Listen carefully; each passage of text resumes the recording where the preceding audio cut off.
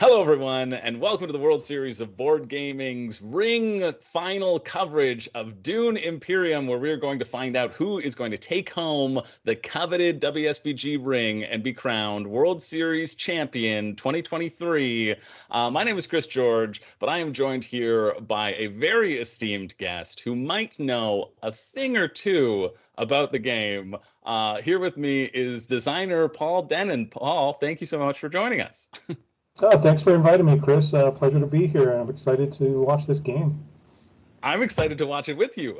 For those of you who don't know, Paul is the designer of Dune Imperium, and there is a digital release of Dune Imperium that just sort of dropped. Isn't that right? It is right, yeah. It's funny because, this is base Dune Imperium, which as a designer, I've had to craft like multiple expansions over the last few years. Because our digital product just came out, it's on Steam in early release right now. Nice. I've had a chance to kind of dive back into the base game, and I've been having a lot of fun online with our digital implementation. That's awesome. I will tell you, I didn't tell you this off camera, but our tournament director sent me a text just yesterday. We'd had a meeting and I was talking about Dune Imperium, getting ready for this stream, and he said, "Hey, have you played the new Dune Imperium? I think I played it like 30 times. It's such a good digital implementation." So I'm really excited to check it out personally and get more games in. That's what it's about. Getting that practice time. And before we jump into the tournament itself, the game itself, the ring final itself, I do want to let you all know a little bit about a special deal that you can get if you sign up for WSBG 2024 before December 31st. So I'm going to play this commercial.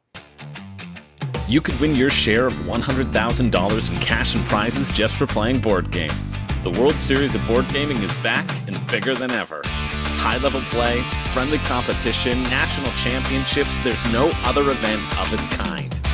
Are you the next big name in board gaming?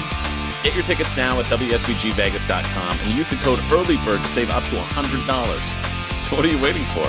It's time to get in the game. That's right. If you are interested in attending the World Series of Board Gaming 2024, if you get your tickets before December 31st, you can save $100. $100 off your stay and play, lock in your hotel, and be able to come down to the World Series. Paul, you weren't able to join us this year. Might you be there next year? I'm just putting you on the spot. It's a good maybe. Yeah, well, this year my mom and my aunt happened to be visiting that weekend from the East Coast, so I could not get away. Yeah. But we'll try to get you down next year. But we'll talk all things Dune throughout the game. We might as well turn it over to the board right now and meet the players. Click. I'm Lucas, by the way. Hi, I'm Michael. Nice to meet you. Tian. Nice to meet you. Me too. That's right. Michael and Mikhail. Okay. And I'm Nathan. And we've jumped in right away to the players. You can hear them introducing themselves to each other. Sitting in the bottom right corner, we have Michiel, who I believe is from the Netherlands. Sitting in he is taking up seat 1. He'll be first player to go. Sitting in the bottom left corner, we have Tien. Then top left, we have Lucas. And then top right, we have Michael. Michael and Michiel, the battle, the showdown that everybody's been waiting for.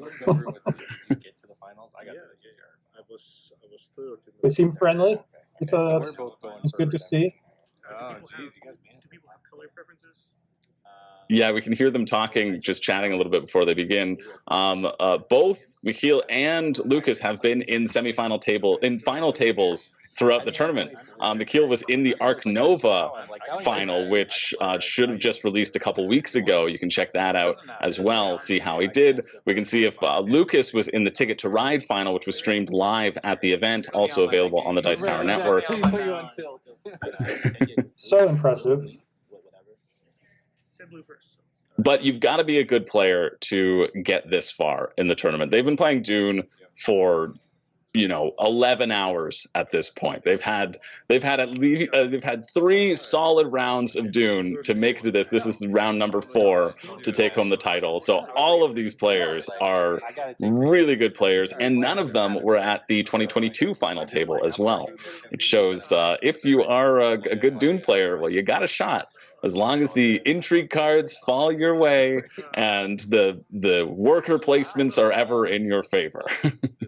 Totally true. Yeah, I like to tell people if they lost, like I ask them how they felt their intrigue cards were during the game, because yeah, I mean, it can come down to that. If everybody is right around equal skill level, the intrigue cards are maybe the most variance in the game. Obviously, the way you shuffle your decks, the way the cards flop out onto the Imperium row all matters, but for me, I like to blame the intrigue cards when I lose. It's always nice having something to blame, other than your own moves. It's great just being like, no, I didn't get that one thing. That Right. completely outside my control, and if I had gotten it, I would have won. I think I think it's I love games, especially like Dune Imperium, because it's all about how you react, right? You're never going to make it through that full deck of cards. You can't bank on seeing that one opulence card and base your entire strategy around it, hoping that it'll come up. You have to react to the pieces that you're given and react to the moves of the players around the table, especially even with that conflict phase. Right. Yeah, I mean, Like, this I won start 3 games in a Imperium row. sort of does That's have crazy. a Like, couple that's of so really interesting good. things. And for one, there's kind of a built-in combo there with gene manipulation and assassination missions. Mhm. If anybody's already starting to think about getting more persuasion, I guess it would probably be the first player. Who's the first player? First player is Michiel in the bottom right.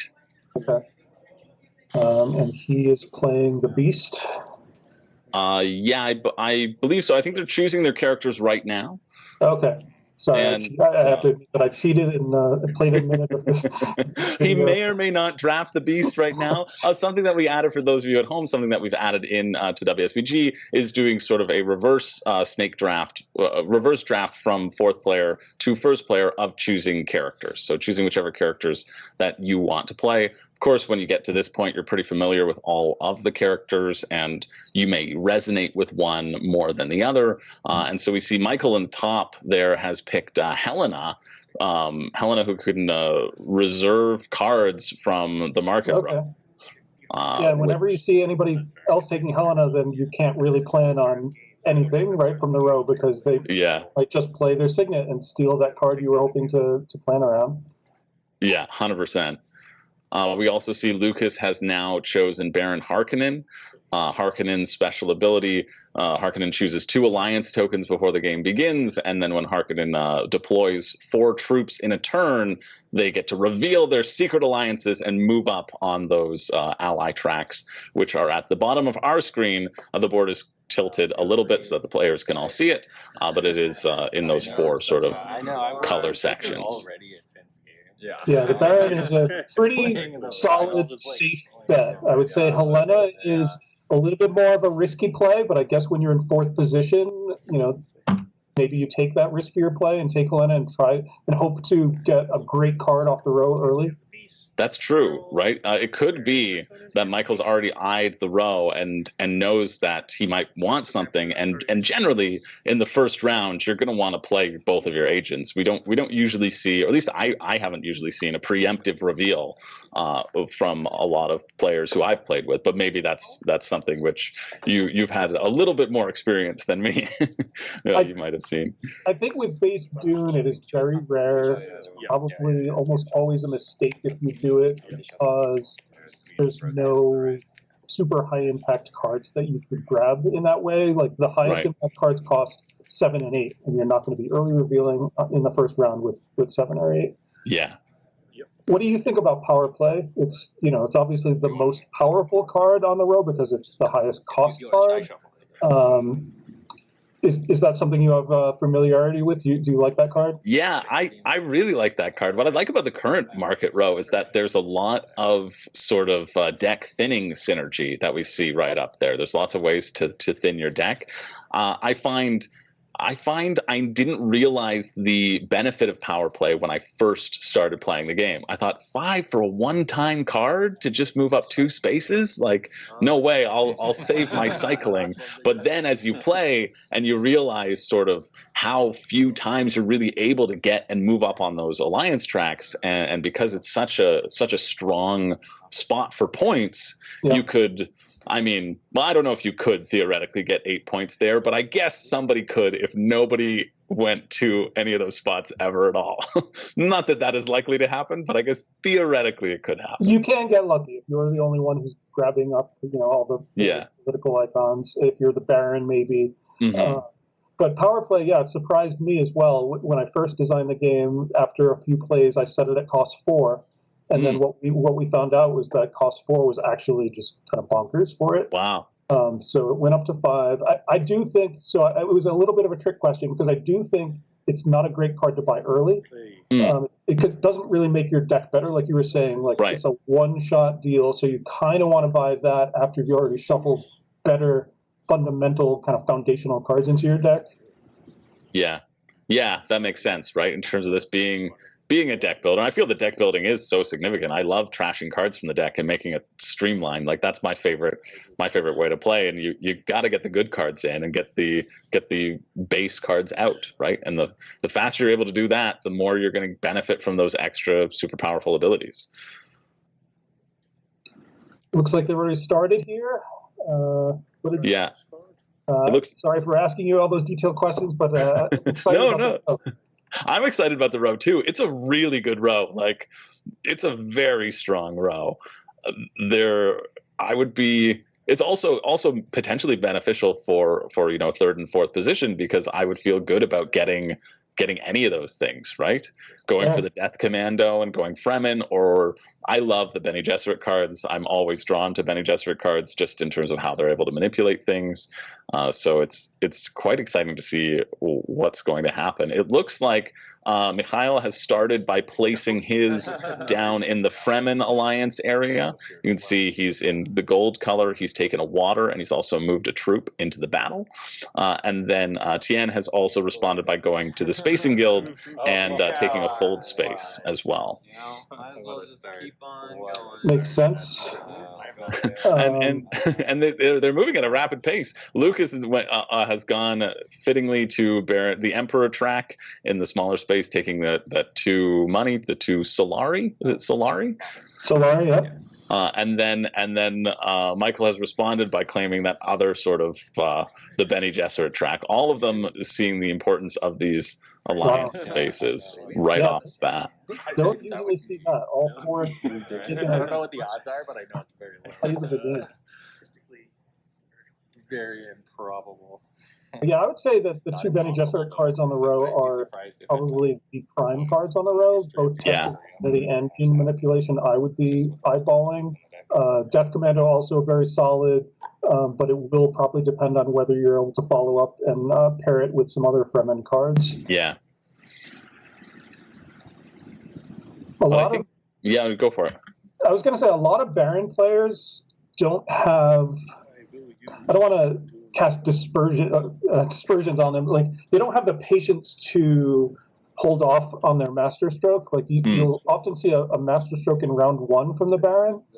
And the issue I have with round 1 master strokes is that the conflict 1 cards are just the lowest value cards. So you're kind of burning your water, going to Hardy Warriors, putting in 4 troops just to trigger your master stroke. It becomes arguably a good play when you're playing with the expansions, when it becomes more important to get those faction influence. But here, I think that Lucas appears to be patient, and I would say wise at not pulling the trigger right away. Although maybe he will with the second play. Yeah. Although it is true that also it's the current Conflict 1 card that has come out. It's not one of the 2 that give you a point. It is just a bump on an alliance track, and it looks like Spice. I think it's the Spice one. I have to enlarge my screen so that I'll have a better chance of seeing what you're seeing. Yeah. Yes, I believe it is Spice. 1 Spice and influence for first prize, 2 Spice for second, and 1 Spice for third. Yeah. Which, I think you're happy to get first or second with 2 troops here. Probably you're not happy to get third with 2 troops. Yeah. So these players, all fairly advanced players, obviously they made it to this ring final. Yeah. Nobody appears to be overcommitting for this. Yeah, for sure. that's something that I find, especially when I'm playing with newer Dune players, I try to emphasize two things: not to go too heavy into one battle, like to really be aware of the flow of who's going to commit what and when, and then also the importance of intrigue cards, because you can pick up a lot of benefit. There hasn't been an intrigue card that I've drawn that I've been upset that I've drawn it. Now, I don't suppose you have a beat on the intrigue card that was drawn by Michael drew. Yeah. I don't. So we're going to be surprised, just like the viewers, then, when these intrigue cards come flying. It could be anything, right? And the other players have to react correspondingly to that as well.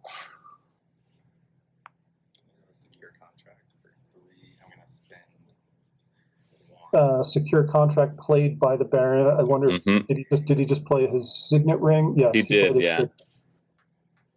Yeah, a little bit of a drawback for the Baron in that you kind of have to get money early to turn on your signet. Fortunately, money early is very strong anyway, because you can parlay it into a Sword Master or a High Council seat. Another signet ring play. It does mean he's just not participating in this combat, which makes it easy for Michael, I would think, to come in here and just win this combat, probably by pushing 2 troops. Yeah. I think we can put it. You want to put it up here. And Michael reserves Test of Humanity, taking it from the row. They're just putting it by his card, so everybody knows that has been reserved. So they can easily see it.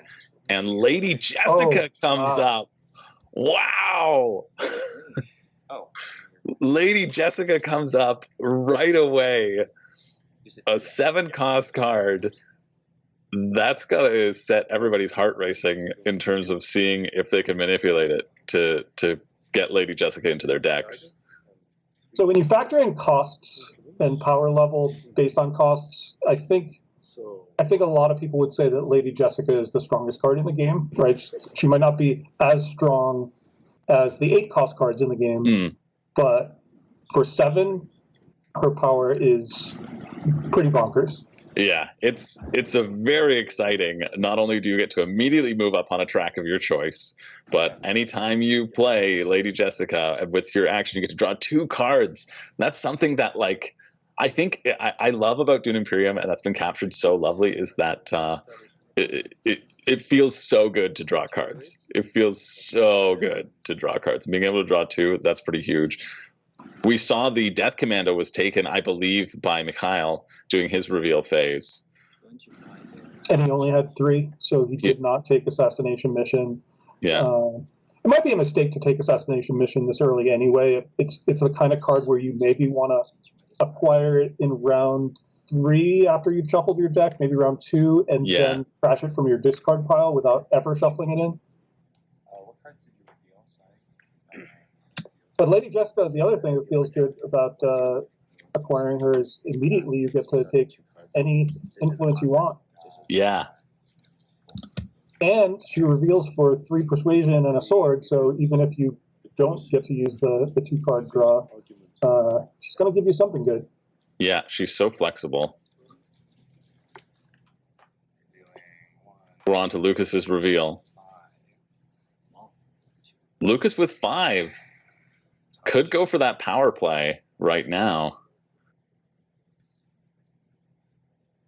I wouldn't think that there would be a Firm Grip Assassination Mission combo, because you kind of want to have the cards that do trash things when you put Assassination Mission in your deck. Firm Grip, another incredible card. If you can get the Emperor Alliance with it, being able to reveal a card for 4 is the best card in the game in terms of its persuasion power. But even without that, whenever you play the card, up to wealth, gain 2 Solari, and then turn it right back into another influence with one of the other factions, incredible power. Lucas opts for power play. He opts for power play. That's surprising. I thought he might go for Firm Grip, especially because he's already moved up a little bit in that Emperor track. He's the closest one to currently being able to take advantage of it. Yeah. Well, here's his chance to show me wrong. If he could have an incredible game with it and prove me wrong.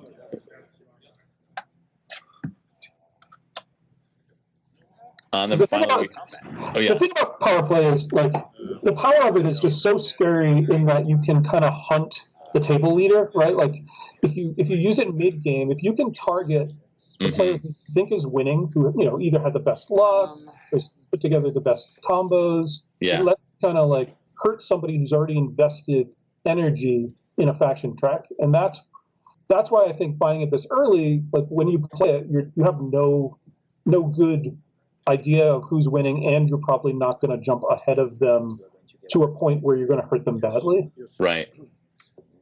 Dune is a mean game, if I didn't say. Dune is a mean game. I find the battles are so cutthroat. I find the best rule of thumb for me, or at least the strategy that I try to employ when I play it, is to avoid as many battles as possible and save up my troops for those big pushes, but and let everybody else fight each other and whittle each other down, and then you can capitalize on that moving in. I think that timing is a really interesting an interesting puzzle and an interesting thing to see.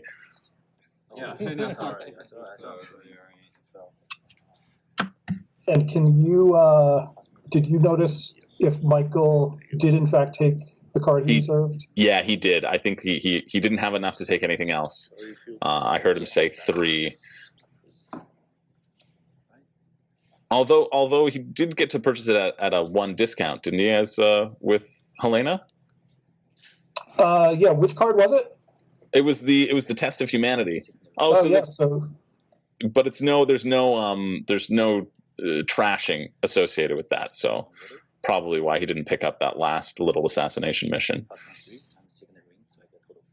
Yeah, I don't think any of these players want to shuffle assassination mission into their deck. It's not very good. Yeah. When you draw it and just reveal it for 1 Solari and a sword. Yeah, especially if you can capitalize again on creating that streamlined deck and activating other larger powers.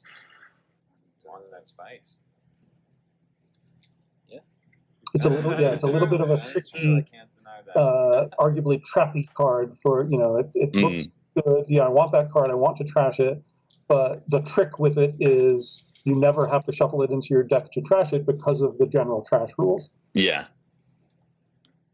Yeah, it's all about that timing. If you can capitalize it and you're going to set up a trash anyway, you can get some of that extra Solari, which can help you again lock down that Sword Master or that seat on the High Council. Now, whoever got second place in that first conflict got 2 spice and would have been set up to go to selective breeding, where they could have trashed it immediately in round 2 to get 4 Solari. It's possible, though, that nobody really knew whether they were getting second or third because they just had no clue about their opponent's daggers. Mm-hmm.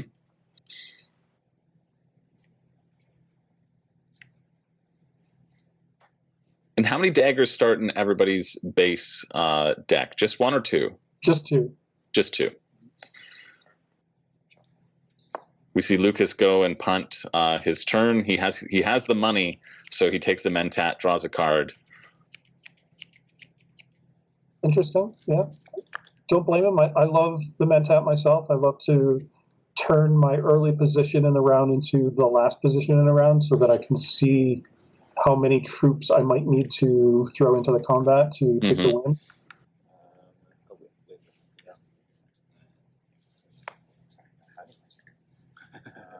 And this conflict, again, it looks like the reward is spice, intrigue card, and spice.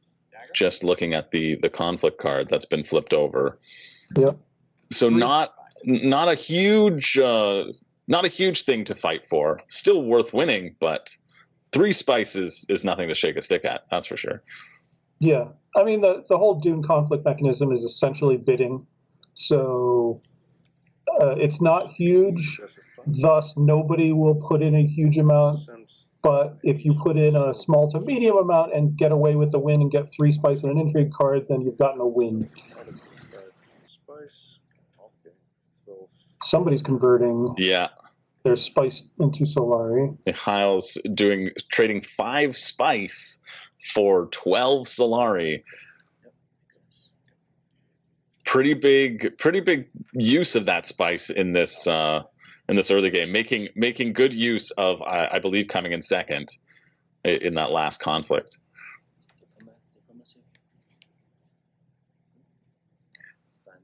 Yeah, I must have missed what his first play was in the first. Well, no, he went to one of the faction tracks. Did he harvest spice, and that's why he has so much spice? I think so. Yeah. We see Tien now going to the Emperor track, maybe hoping to get firm grip, but also getting a lot of stuff, spending 4 spice, turning that into 2 troops, 5 Solari, and an intrigue card. It's a lovely mix of everything that you might want. So, and it looks like he's still sitting on 2 spice. Yeah, still sitting on 2 spice. So he had 6.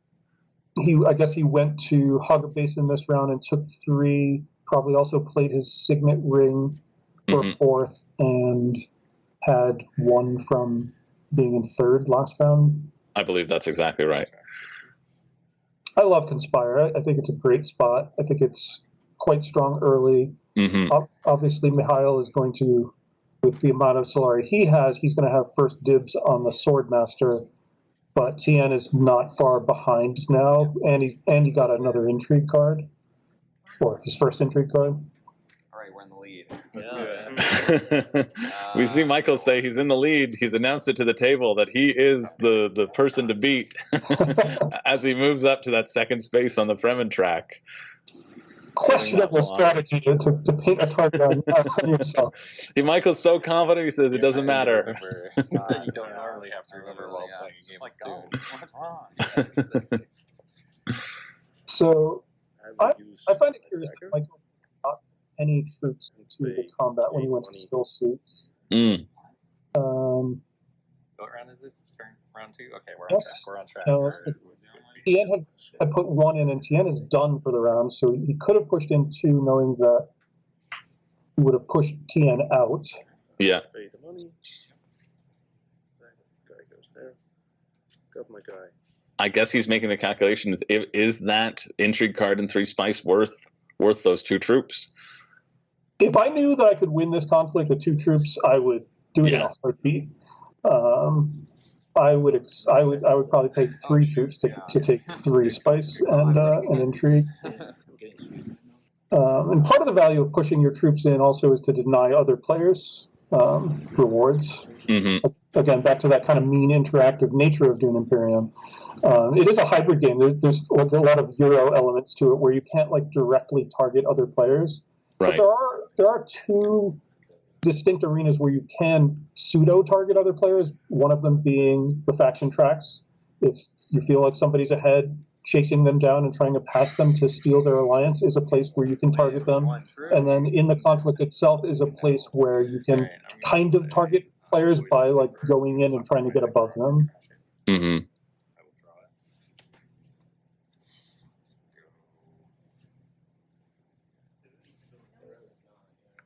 What did the Baron just toss there?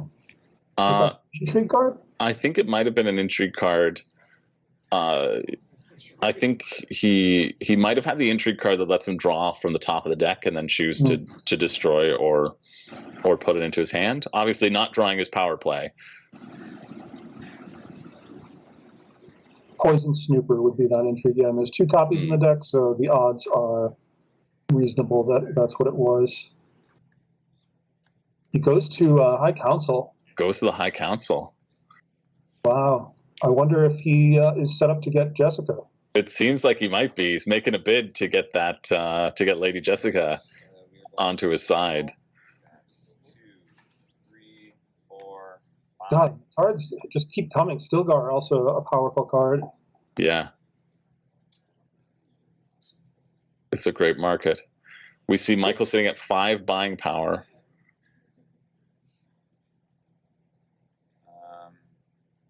I have a horrible memory. Michael was the one who took the Test of Humanity, right? Who took the correct? Who took the Vatican? That would be Mikhail. Okay, I should maybe take notes.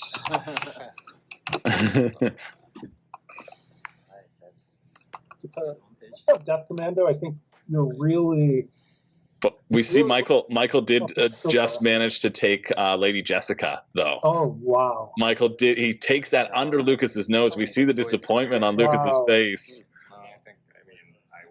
He played an intrigue card to give him some extra buying power. Wow, that's incredible. Moved up on the Bene Gesserit track, I think, or the spicing track. I think the spacing guild.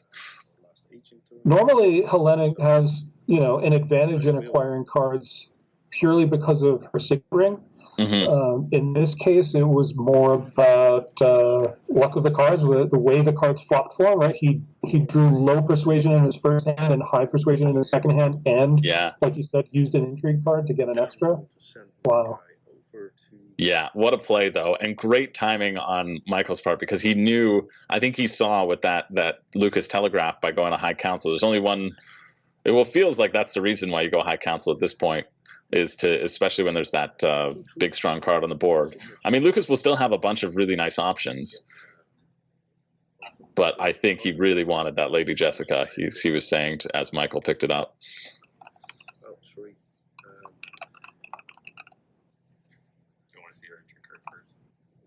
Yeah, if that's possible. So Michael really set up potentially for any Bene Gesserit combo card that pops up. His first two purchases, Test of Humanity and Lady Jessica, he will hit Bene Gesserit combos all day if he has the opportunity to. That's pretty huge, especially because the one reason I love having Bene Gesserit cards in my hand is it means nobody else has them. And nobody else is making me discard cards willy-nilly. True enough, yeah. Yeah, if Mother Mohayim comes up, he would be ecstatic. Right. Was it 7? It's 8, but I needed the high count. 8. Lucas has 8 buying power. You can see a big reaction from Michael, happy that he was able to get that Lady Jessica in there first. I think you have to go Stilgar here, and then you can also pair Stilgar with Chris Knife. Yeah, he does take Stilgar. Is that or the Chris Knife? It's a tough call. How much Fremen? Did they clip a new card in a? I think they did. That's just that's they shifted they shifted it a bit, and Chris Knife also gets taken with the new Bene Gesserit sister up in play. Not a bad Fremen build. Yeah. Oh, we want to. Yeah. Okay. Play here. Yeah, I guess Mihail has to be a little disappointed there to see 2 Fremen cards get yanked off the row. Right. Death Commando was wanting one of them.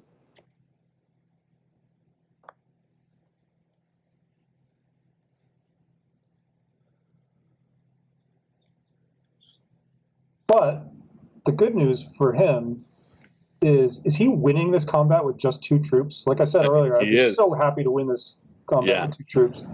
And it seems like nobody else is going for it. Everybody's spending their other actions, not pushing those troops in. Yeah, it makes sense now in retrospect that Michael didn't push in because he probably didn't have daggers in his reveal. He had so much persuasion. Right. Yeah. But it just creates an opportunity. And weirdly, the Baron played 3 agents, but never played to Arrakis, so was not able to push any of his troops in. Tien getting a great bargain here too for 2 spice for 1 troop. Yeah, that feels very good.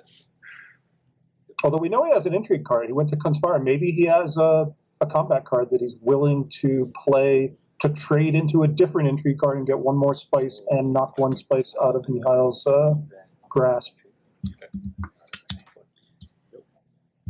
Now we have revealed Mikhail did take the Bene Gesserit sister into his deck. Oh. Which he's pivoting from Fremen, and then the Sikh Reverend Mother came up, and then also I believe the Guild Administrator is currently up. The banker won't do it. There's no banker. Good, strong, solid cost card that gives you access to the Spacing Guild and trashes. Yeah. this is certainly the stage of the game where trashing is the most impactful, right? You're starting to draw into the cards you bought early that trash.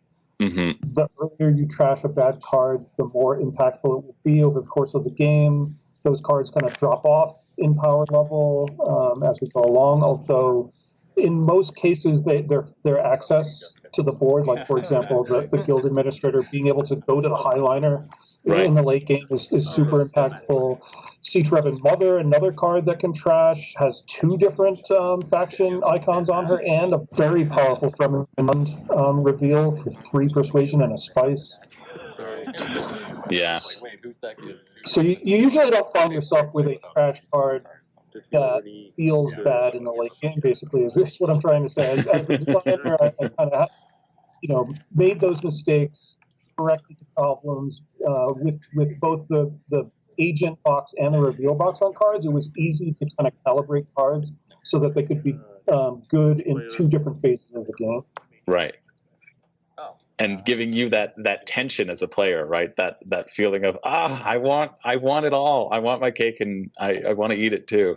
Yeah. Well, that's usually a different category of card. Like there are certain cards that are just like, wow, it's just good either way. Like in a trash card, you just know you want to trash early, right?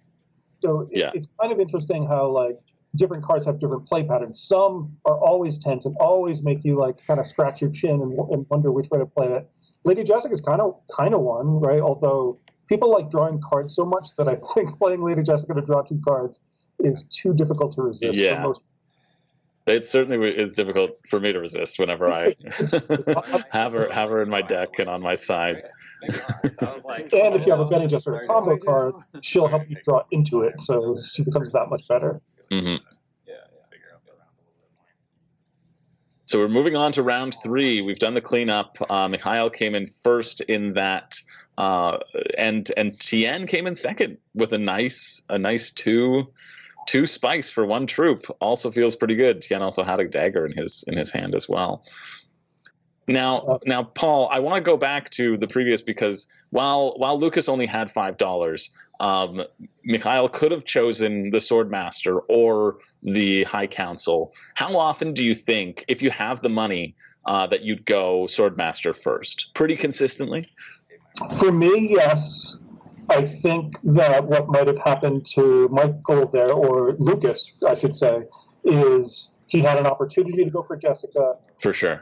I would say he made the right call and got unlucky that Michael had enough to steal it from him, right? So that is a pretty big knock on his game right now. But I don't think he made the wrong decision. I think he was just kind of unlucky. And I think we see Lucas pushing in 4 troops. He wants this point, the first opportunity of a point. He's pushed in, and he's moved up on the Emperor track, and he's also moving up on the Fremen track, getting him 2 points, soaring into the lead. Just soaring 3, 2, 1, and 1. And his patience, hopefully for him, I feel a little bit bad for him that he's gotten unlucky. So I kind of want to see him turn it around a bit here. And I think his patience is going to pay off here because he waited until the best conflict we've seen yet has come up. Right? It looks to be a victory point and taking control of a place. I don't know if you can read. Taking control of a place. I think it's the Siege of Carthage, because I think second place you get an intrigue card and a spice, and then third place you get a spice. Sounds right. So if you're going to wait to pull off your masterstroke, this would be a good time to pull the trigger when a victory point is at stake. Sorry, no, you're good. And I would argue that the earliest control conflict is the strongest because you will have control of it for longer and reap the rewards of people visiting that space more often. At least put her on bottom. Definitely. Great, thanks. She just wants the Good to see some good humor going on between the 2 of them. One of them who kind of backstabs the other. Yeah. I also played an entry card to get there. Alright. Play Lady Jessica. I love that though. There's a lovely sense of camaraderie that's around the table, even though this is a high stakes game and the winner gets crowned the champion and gets that ring. We've seen it time and time again at WSBG. Just people playing like you would play with your friends and joking around the table, but focus. But it's nice to see no hard feelings, and Lucas is able to laugh. Absolutely fantastic to see a high level of competition where the players also have senses of humor and good sportsmanship. It's it's the ultimate. Wow, Mikhail making great use of that earlier spice exchange, getting him that 12 Solari, able to get his Swordmaster and then get his High Council back to back. That's a pretty strong start. Yeah, I mean, who would you say has the best chance here? Because, obviously, I think we've been talking about how Lucas kind of has had the worst luck and arguably has the lowest win % chance at this point in time. But of the other three, I mean, they all had good things going for them. Who do you think has had the best things? It's tough because I'm also looking at Lucas's deck. I think the grab of Stilgar and the Chris Knife was a really nice pairing to lessen the sting of Lady Jessica, and it also feels to me like nobody's going to be able to take this conflict away from Lucas, which would put him up to 4 points if he was able to get it. So I do like how Lucas's flow is happening, especially. Even with having power play in his deck, he hasn't played it yet, and he's already gotten 2 points on the alliance tracks. We see Tien there now moving up to the Emperor, getting his first point in the game. But it's a really tough call. I love that Michael's got Lady Jessica. I think Mikhail has set himself up really strongly with that Swordmaster and the High Council, and Tien, I think, it has been really capitalizing on being second in those for not a lot of cost as well. Yeah, it's great. From my perspective, I don't know who to point to and say they're going to win. And Luke, you're right. It was a great consolation prize. Yeah. You don't get Jessica, but you get Stilgar, one of the best cards in the game, and Barrett with the Fremen Bond card. And like you said, has power play up his sleeve. The Baron often starts out strong, right? Like the Baron, because of Master Stroke, is often seen leading the table by 1 or 2 points in the early game, and then the other players start to play that. Right. Yeah, we're house ruling that. Yeah. And I definitely want the hold space, but I think I just can't take that. We see Lucas deciding where he's going to use that power play, locks in that alliance token right away. Now it's just a question of, is he able to get firm grip into his deck or not, or if somebody else is going to deny him that. In terms of denial, it feels like Tien is the only person who could realistically deny it at this point. He's got a bunch of Solari locked up. Yeah, I think that if I were Tien, that would be a high risk gamble. Yeah. So the other two players actually would be better off taking firm grip to deny it from Lucas, because they can play it to gain influence with the Emperor while not losing out on anything, right? Because they're at zero influence with the Emperor. So they could play it to, well, get one of their 2 Emperor influence for the point while also getting a bump on another track. So that I would expect one of the other 2 to take it, but it could be that the table kind of has a sense that Lucas got unlucky, so they don't want to spend their energy kicking him when he's down. Right. And it's possible that because of that dynamic, he might end up with firm grip anyway. Well, we see Lucas scoring what is probably going to get him that win. Doesn't seem like anybody's going into contest for that. Oh, and this is round 3? This is round 3, yeah. Oh, so Lucas has first reveal anyway, so... Oh, right, yeah, he's got his choice. Kind of only Helena would be able to take firm grip away with Signet Ring play here. I think I would be shocked if somebody early revealed this late into the game. And Lucas does have that 2 buying power from being on the High Council, so chances are that he will be able to afford firm grip, right? Without a chance of missing, I think. he could always craft his hand to hit it. Yeah.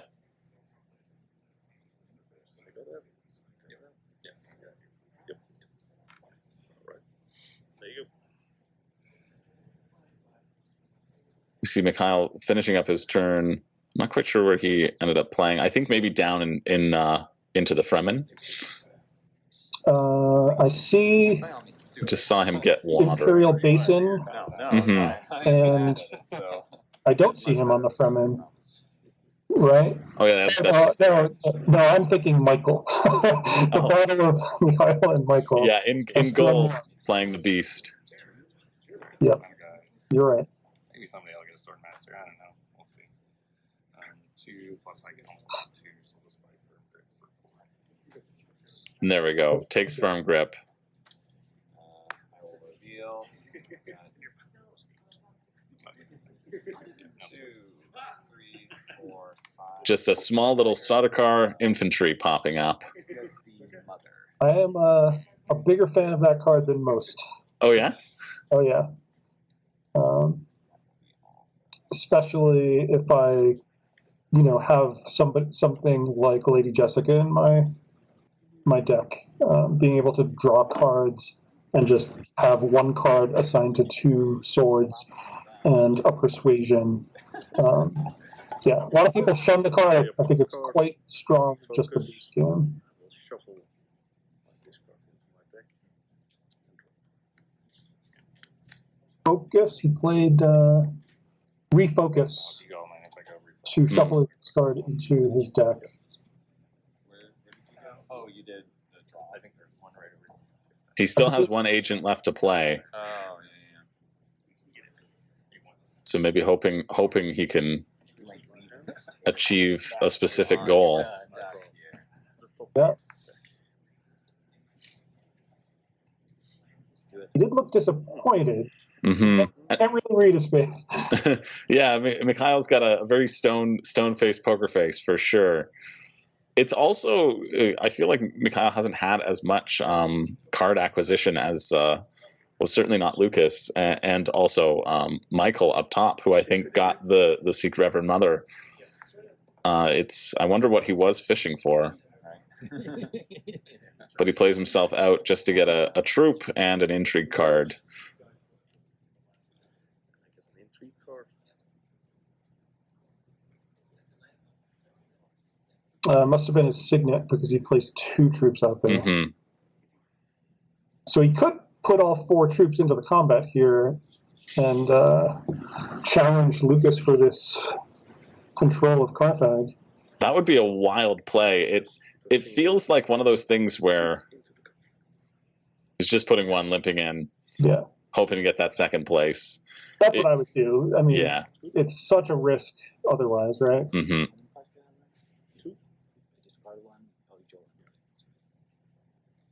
Alright, everybody's. No.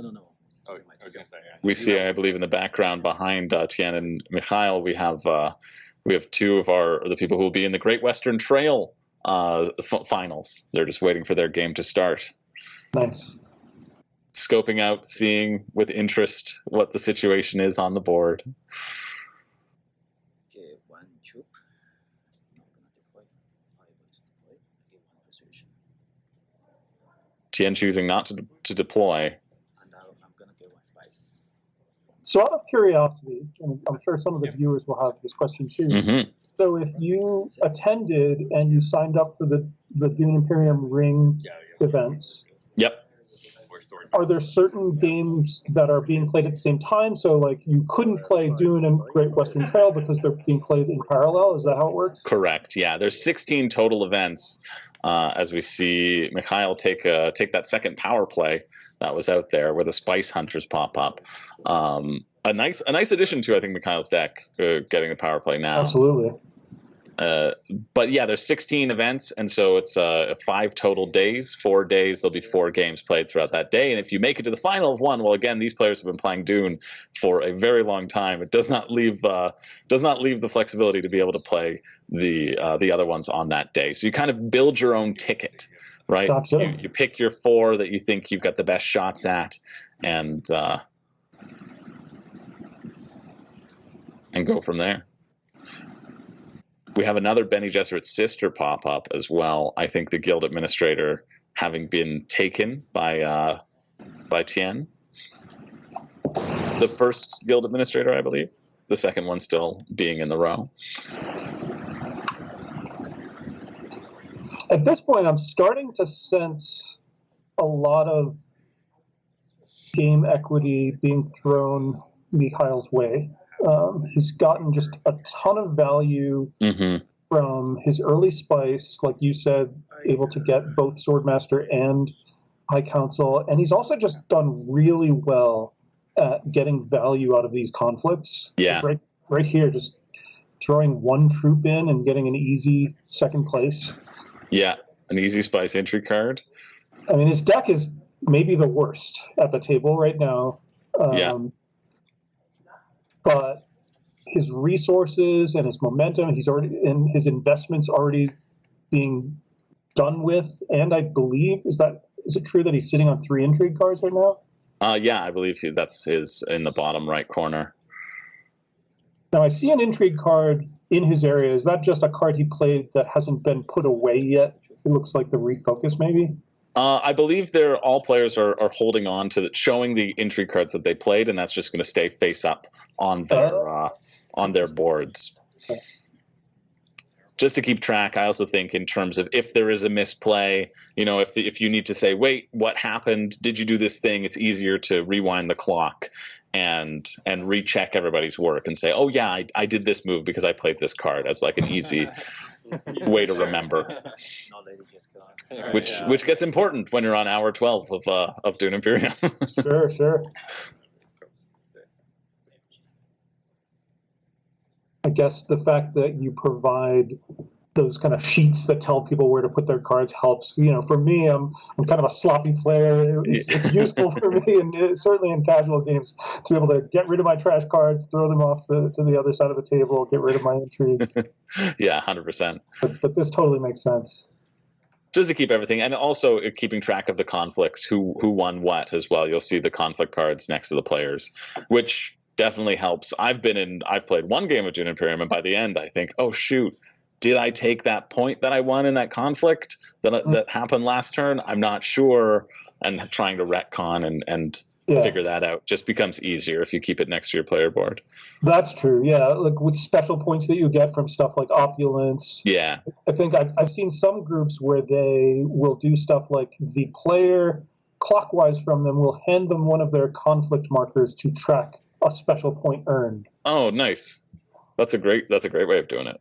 Yeah, it's neat to see the community come up with nice solutions especially for competitive play, right? Like the rulebook for Dune Imperium, doesn't even tell you how to select your leaders, but at the World Series of Board Games and in other competitive places, and so figured out like their favorite methods for drafting leaders, and I'm all for it. Yeah. The reason as a designer why I didn't want to do that is because a lot of groups are like more casual groups, and to throw those kinds of serious methods at a casual group doesn't really help them have a great experience, and that the more hardcore groups are going to come up with it. So for me, that's why I chose that path. I think when we had our interview, because we had a designer series interview also on the Dice Tower, and I think remind me if it was you who introduced me to the idea of the complexity budget.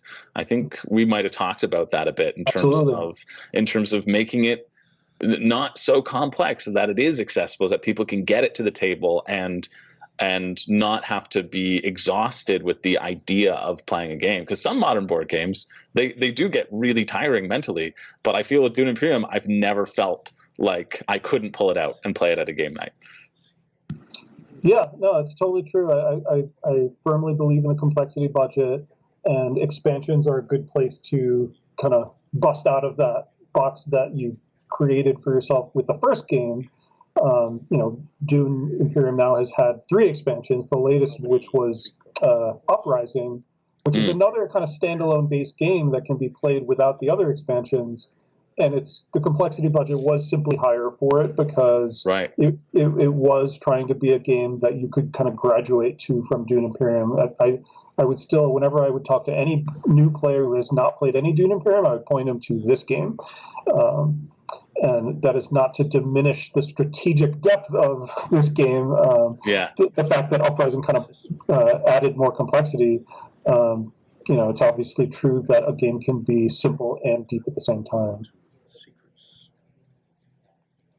But this is another round where first play went to Hardy Warriors. Do you see that often in games that you play? I don't think so.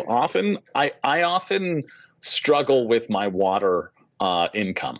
I'm always kind of focusing on spice, and I'm focusing on Solari in the early game. But having that extra water just feels so good because you can access these really powerful things. And Michael making a play for this point and trashing a card, which kind of synergizes really well with his Bene Gesserit deck. Seek Reverend Mother also letting him trash a card. If he's able to streamline that a little bit more, get that Bene Gesserit engine always popping, and then the moment Bene Gesserit Bond or Alliance or a card pops up that chains together, like if the Reverend Mother pops up, I would be terrified to see Michael put that into his deck. Yeah, we might actually see Michael acquire Assassination Mission this round. He's like bullied himself into first position here. If he wins this after acquiring Assassination Mission, it'll just be an easy trash for Solari because has he gained any Solari in this game? It doesn't seem that way, no. It's not easy to win Dune Imperium without getting Swordmaster and or High Council. It can be done. I was surprised in the grand final because Dune Imperium, also you can watch this on YouTube. Dune Imperium was our World Series of Board Gaming grand final last year for 2022. I was surprised at how late in the game the Swordmasters really came out, how a lot of the players were playing with just two for a while. But it also could be that it wasn't any of their specific specialties, since in the grand final you play a game that you haven't won the ring of. Sure. So you have to, it evaluates your overall board gaming prowess by playing a game that you haven't played hundreds of games of, and maybe you've played 5 times, I remember watching that game. I won't spoil anything for the players who haven't seen it, but I would say the Landsrad was an important part of that game, and that Mentat in particular, I remember being important. Oh yeah, I remember that too, now that you say it. But the reason why Hardy Warriors as a first play I'm not a huge fan of is you're never gonna get extra value there. Like you're kind of like telegraphing your whole round. Other people, maybe this is part of the designer in me, right? The designer in me goes like, well, this isn't as fun because you've taken some of the tension out. You've just like pushed so much power so early that other people, like the winners now are people like Mikhail last time who pushed one troop in right at the last moment to get second place. And that it's kind of cool that the winning can mean two different things. Like winning first place is winning, but winning efficiently rewards is another version of winning. Where I was like, I had 2 water, I either maybe win the conflict, or I get lots of. I think that's a good deal either way. I think we hear Michael talking about his decision making right there as well. He said, I had 2 water, I either maybe win the conflict or get a bunch of spice. Yeah, I think it's a fair decision to do. It's not the kind of move that's going to kind of catapult you from behind into a leading position. And if he is in fact kind of leading, like he has a great deck, it's possible that he can afford to make a very conservative play and spend all these troops and box other people out for a point and a trash and kind of come out on top eventually. Third High Council scene. Oh yeah, Tien locks that up. Well, he was sitting on a good chunk of Solari, so that makes sense for that play. Are there 2 sword masters yet to be taken in the center of the table? I can't tell. I see green It looks like 2, yeah. Because maybe no, because I don't believe Michael's taken his either. I think that could be 3. They're just Okay. they all just might be stacked on each other. So I guess I'll just have to go and collect the fuck myself.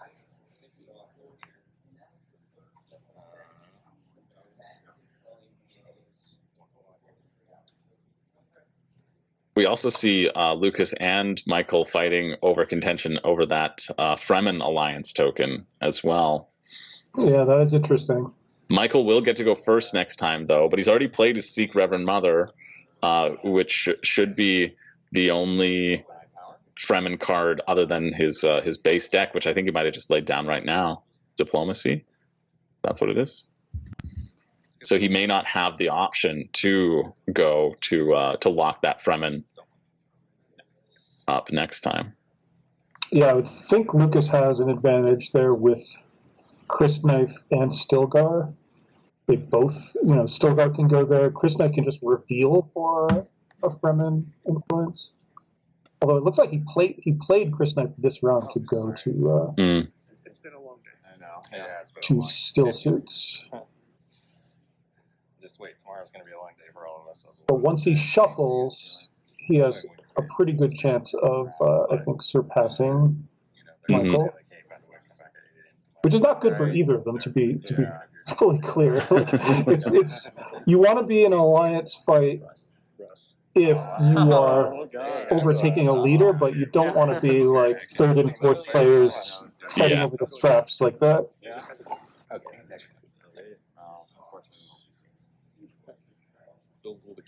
Yeah, and that goes back sort of to the conflict too, in terms of the best way to win a conflict is one more than the leader. Right? That shows that you've bid completely correctly. There you go. You got the money. I'll take the $1. That's the banker. Thank you. Appreciate it. This gives me 1 troop. Into the conflict. Again, Lucas happy with that. And we see, again, Mikhail limping in, getting that, like, second place that nobody seems to want to contest against him. He's just been picking up these consistent bonuses, which has enabled him to get that, dominating position with the Swordmaster and the High Council. Yeah, well, I would say that it's the fact that he got Swordmaster that's enabling these positions, because he's getting more actions than the other players. Yeah. So he's getting more information about board state before he commits, I think. Although here, is this his 2nd or 3rd? Did he play all 3 of his? That was his 2nd agent, right? Yeah, it looks like his 2nd agent. The first one being on the Bene Gesserit spot, the secrets. But he basically knows that Lucas is done here. So Lucas just didn't push any troops, even though he could have with still suits. Oh wait, but Lucas must have another play because I see one of his agents at the Mentat. So Right, Lucas is not done yet. Lucas does have the Mentat.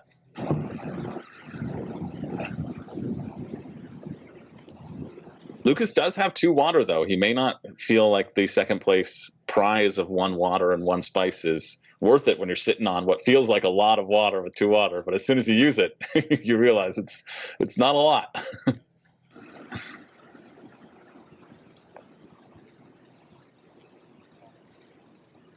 Goes for the Space and Guild, a fold space. Fold Space is one of those cards that when I first started playing, I did not realize how beneficial it was until I drew a hand that I was locked out of everything that I wanted to do. Yeah, pure flexibility. Sorry, now I'm taking your job. And we see another Bene Gesserit sister acquired by Mikhail transitioning into that Bene Gesserit area. Bene Gesserit sister having flexibility for 2 buying power or 2 swords, but no additional effect when you play it to go to a space. Very fun card. Did he just reveal early for that too? Because I only see 2 of his agents on the board.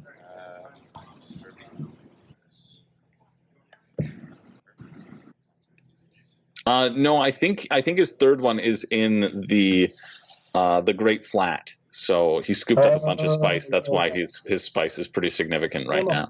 The yellow Yeah. in the desert.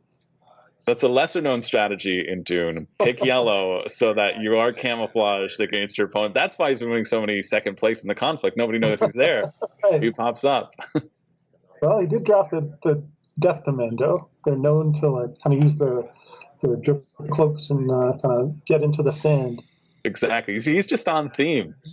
Mikhail's just proving that he's the biggest Dune fan around the table, and that's going to be his key to victory. Yeah, his poker face is really just a Fremen, stoic Fremen face. He's a role player. What did TN grab there? I missed it. I think I know Lucas just grabbed an immediate space travel as it was revealed, and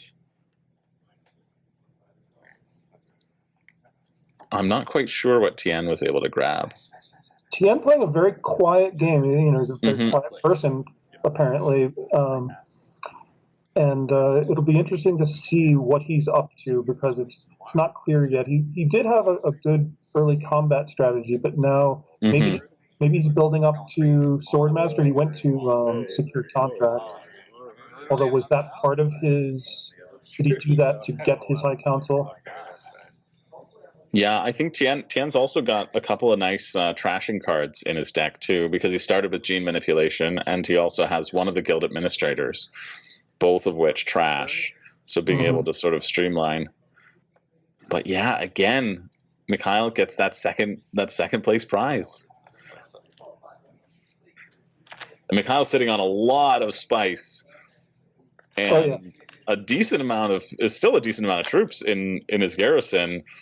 If we see a Mikhail Highliner very soon, which we might if the prize is big enough, he has that possibility, and nobody else really does. Everybody else fairly low on spice.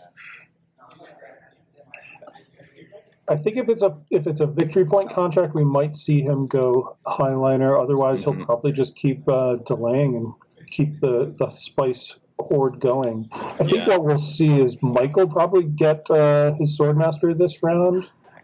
Looks like he's sitting on 8 Solari. Yeah, at least 7.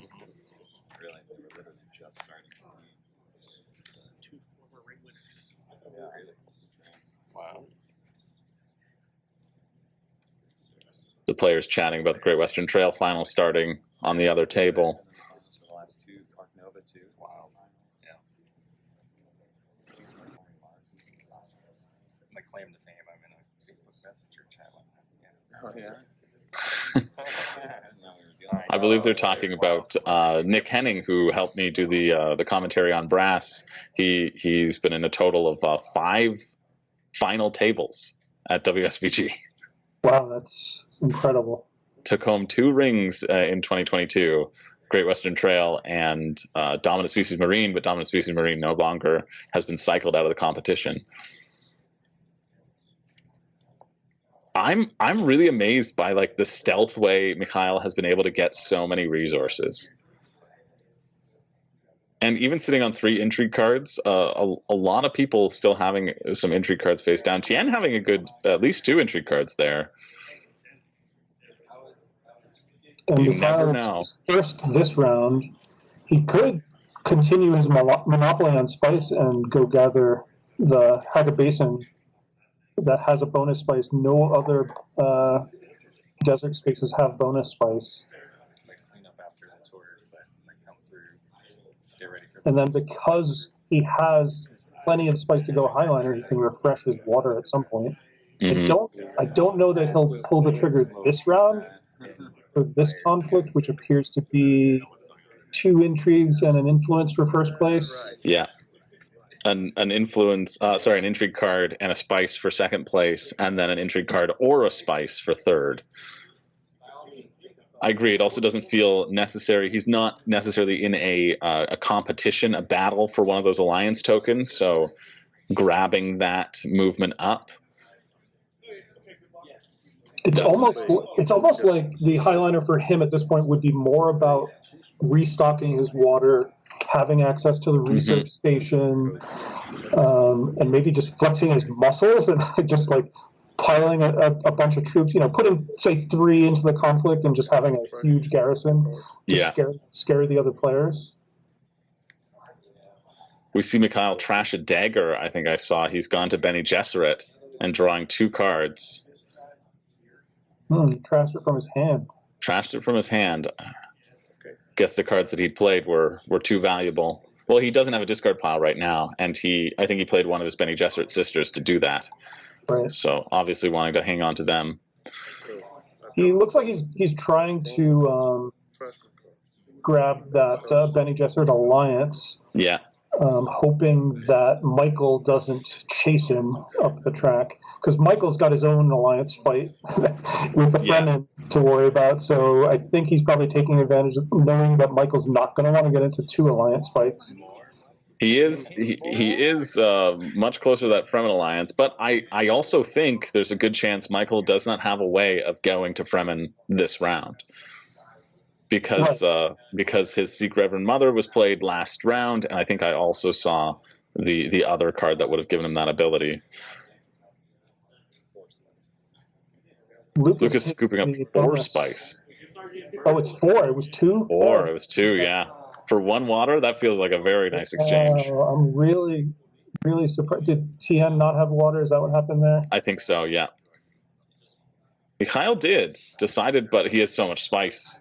Yeah. I guess that would have been the only play. Either you play Denial, or he's going for giving himself some more buying power, maybe going for one of those Spice Must Flow, because there's nothing particularly exciting in the market right now that you would worry about, and they're all low-cost cards. Yeah, there is such a thing as having too much spice, but in round 4, if I had access to Haga Basin as Mikhail's position, I think I would have done it just to monopolize the spice. Yeah. Maybe that'll be the play.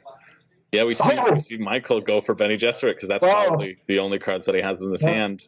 Involved in? Did he play Test of Humanity there? No, he played Jessica. He played Lady Jessica, drawing those additional cards as well. Yeah, stacking up on intrigue. I guess the Bene Gesserit is the alliance that Michael is more set up to fight with his deck. Yeah. Really interesting.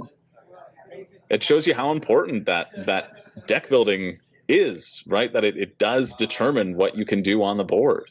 And Michael had no I'm sure he would have loved to just take that alliance token, but he definitely didn't have any Fremen in his hand.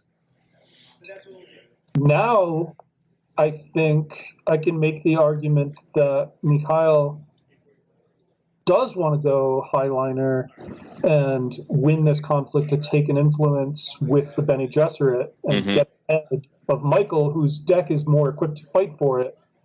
For sure. Especially since Michael will now always go before Mikhail from this turn on. This is the only chance, just because of the turn order, that it gives Mikhail that chance for a sneak attack to lock that in. Yeah. The only hole I see in Mikhail's game right now is lack of Solari. I think, I'm just such a big fan of the Mentat. I think not having access to the Mentat is kind of the only flaw in his strategy here, because I think he might want to cycle his deck to hit his political cards more often, because he hasn't really bought many. Yeah. Politics cards. He bought Bene Gesserit's sister. Yeah, I believe he has 2 of those in his deck. Okay, well that helps him fight Michael. And he did get the extra draw by trashing his dagger this round, so he might be able to have a little bit more cycle, but I think you're right. It feels like the highliner is the play, but I feel Mikhail was hoping to use that highliner for a guaranteed point instead of one that can be taken away later on. It also could be, too, I think Mikhail still has his power play in his deck, so he may not worry too much. There is that chance where if Michael were to take it from him, he could then do that double whammy and really lock it in. Well, you've got some good skills, Chris, that you're showing me. So, because part of the skills in this game is not just crafting a deck to get access, but it's being aware of what other people have, where they have access, especially power plays. I had completely forgotten that he had also grabbed a power play and that's like super important to know who has those key cards. Well, it also helps when you're just sitting and watching, and you don't have to worry about developing your own strategy. Yeah, but I'm like a dog where squirrels are running by me on the screen, and I just see something and then completely get distracted from something probably more important. There we go. Interesting. He didn't go Highlander. He went for the fold space. He had the opportunity to do it. He has the spice to do it. Makes the distinct choice to only go and get fold space. What did he use to go there? Did he use his diplomacy? Wow. It looks like it is diplomacy. The only card that he has that gives him flexibility for all options. Well, I guess he's okay. He's not in the Emperor race right now. He's not going to get in the Fremen. I guess he's just creeping up to that second spot to get a point. But I would make the argument though that he should have gone to wealth instead. Like I was just pointing out how he doesn't have the Solari to go Mentat. Like, I mean, I guess it's too late for this round, and he's going to be in 4th position next round. But still, I'd like having the 2 Solari on hand. The Mentat just does so many good things for you, rotating your deck, getting out of a bad hand. I just always like to have the 2 Solari in front of me just in case I need to go there. Yeah. But Tien, I think, scooped up the Mentat this round. Sure, and look at Tien. Nobody's going to challenge him on Emperor.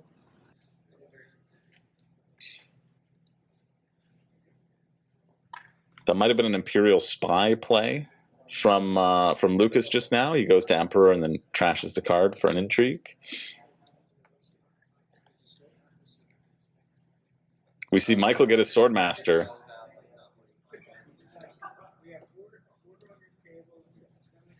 Tien, I think Tien might have picked up the Swordmaster because Tien was sitting on a bunch of Solari, and I think he just stealth picked it up a turn ago. Oh, okay. Because it looks like he has the Mentat and an additional on his player board right now. This is the only one now who does not have a Swordmaster then? Yeah. Okay. But Lucas still ahead in points. Points right now feel very close across the board. I always find in a game like this, if I'm trying to sandbag, I'll tell everybody that the points at this point don't matter if I'm in the lead. But I think it's like you said, Harkonnen often does that initial swing forward, then has a harder time closing that endgame gap. Right.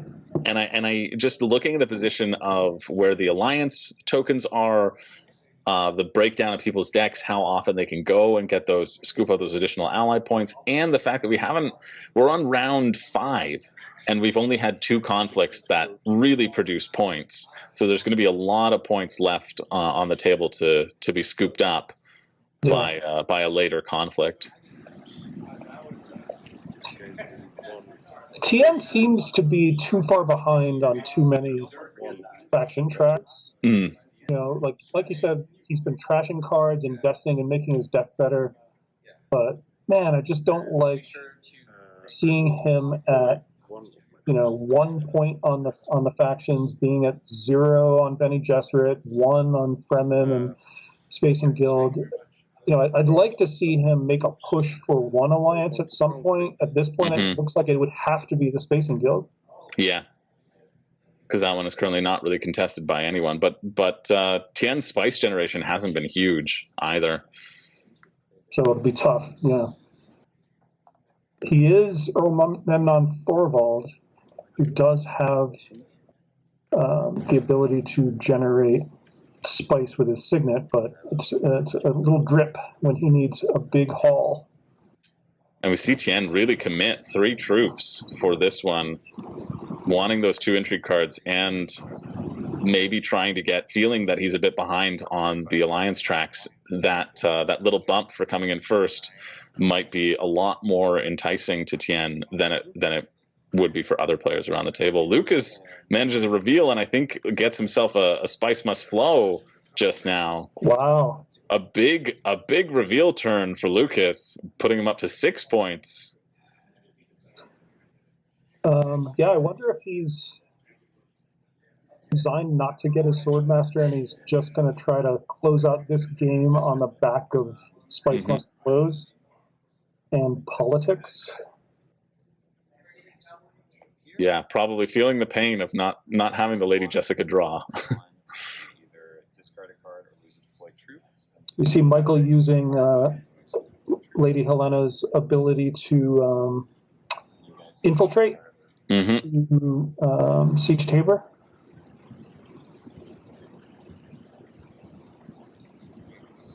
And what do you know, Mikhail, another combat where we see somebody have a lot of troops in and he's just got one. Yeah. Mikhail choosing Michael to discard there too instead of losing a troop. Oh, right.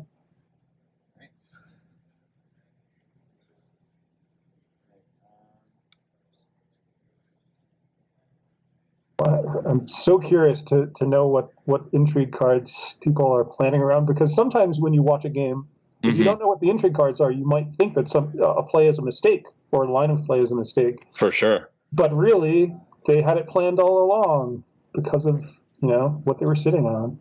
Plans within plans. Exactly. Yeah. Michael puts 2 troops in.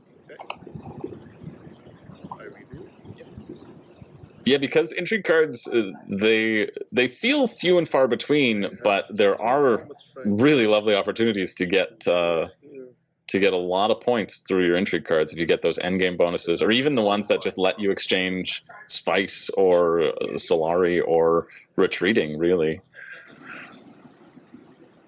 We see Michael scoop up, I believe, the Missionaria Protectiva, again streamlining into that Bene Gesserit.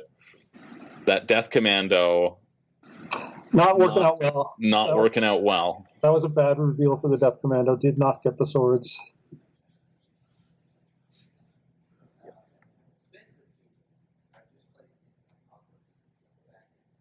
Which even further if he had Death Commando in his hand, he probably drew into Death Commando from the selective breeding play. Because if he had the Death Commando on his first turn of this round, it would have been such a good move to go to Hacker Basin, spend your water, get 4 more spice, have a complete domination of the spice trade over the rest of the table. So he must have drawn into it. Yeah, because he knows that he doesn't have any other Fremen cards in his deck, or at least not by my tally. So the reveal for Death Commando is really not that good for just 1 buying power.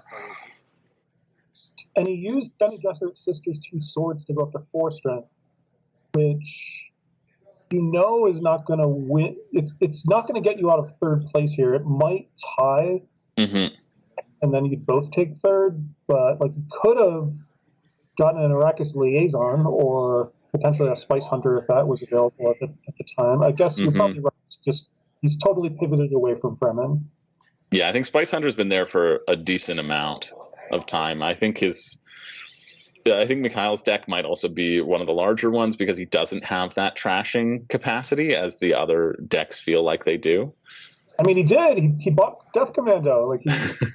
If he turned down playing it at this point, I'm not sure. Maybe he played it once to trash once. Yeah. But sometimes it's bad shuffles, right? You buy a card, a good card. It ends up at the bottom of your deck, so you don't get to play it as often as had it been towards the top. And also, to Mikhail's credit, he chose to discard a card so that he could leave that 1 troop in there, knowing that he had the other 2, but probably hoping that Michael would only limp in with 1 as well. Right.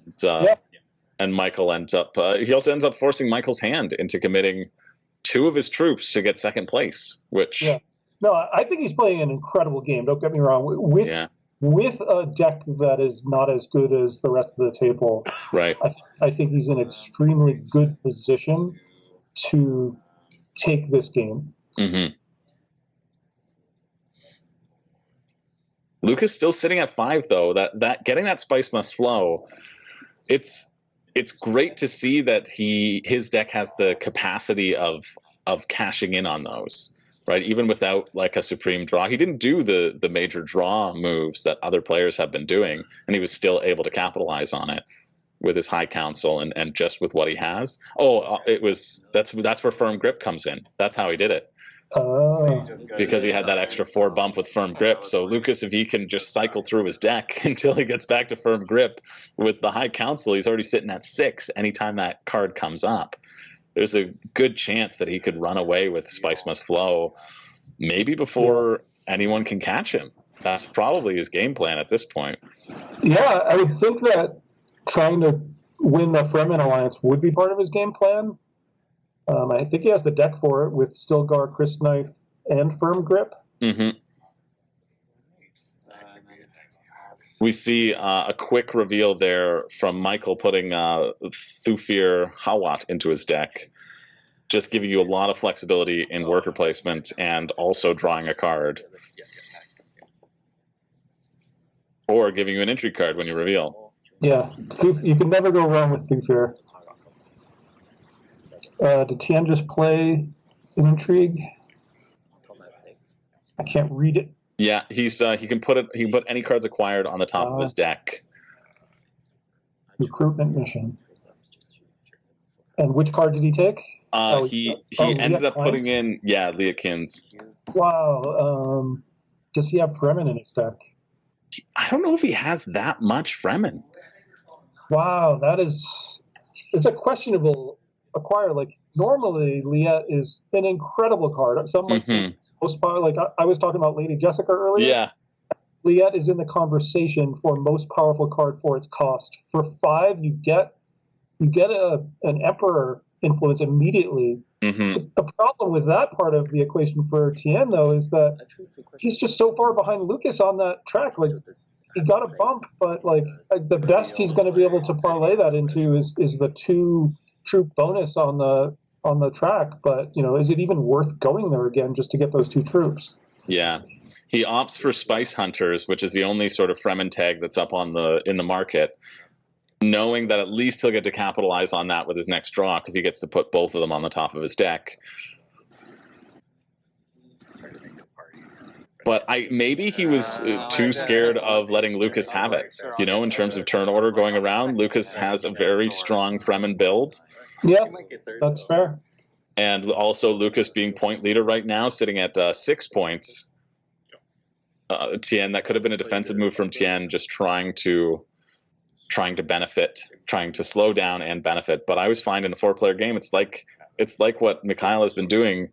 You let everybody fight each other, and then you just slip in through the cracks, right? Yeah, as Tien is in 4th place right now, right? He's only two on the scoreboard. Correct. When you're in 4th place, I don't think you're in the position to fall on a sword, right? Yeah. You want the player in 2nd, preferably, to be the one blocking the player in 1st. Unfortunately, I guess maybe his calculation was, hey, look, there's no other card here that I want to buy anyway, so I'll just take Liet. And it does go directly onto his deck, too, so that is nice. He gets a little bit of bump in that Emperor track, and he's guaranteed to have at least a 5 reveal turn next round. Yep. Why 5, though? Because of the High Council. So 7 actually, because Liet gets 2 for each Fremen card you have in play, and so he was able to put both Liet and Spice Hunters on the top, both Fremen plus High Council plus the Spice Hunters giving you 1, so he's at 7, probably hoping to scoop up a Spice Must Flow then with that play. Fair maneuver. And did they take their rewards? I'm curious where Tien took his influence. Was it with the Fremen? Looks like Fremen. It looks like Fremen as well, yeah, to give him that point, bump him up to 3 points. Yeah, I don't love that unless he feels like he needs access to Siege Tabor in this coming round. Yeah. I would have liked to have seen him go for an alliance, really, like probably Spacing Guild. Spacing Guild, yeah. Yeah, that's got to be he's probably feeling the need to go there, or else I think the Spacing Guild feels a lot stronger.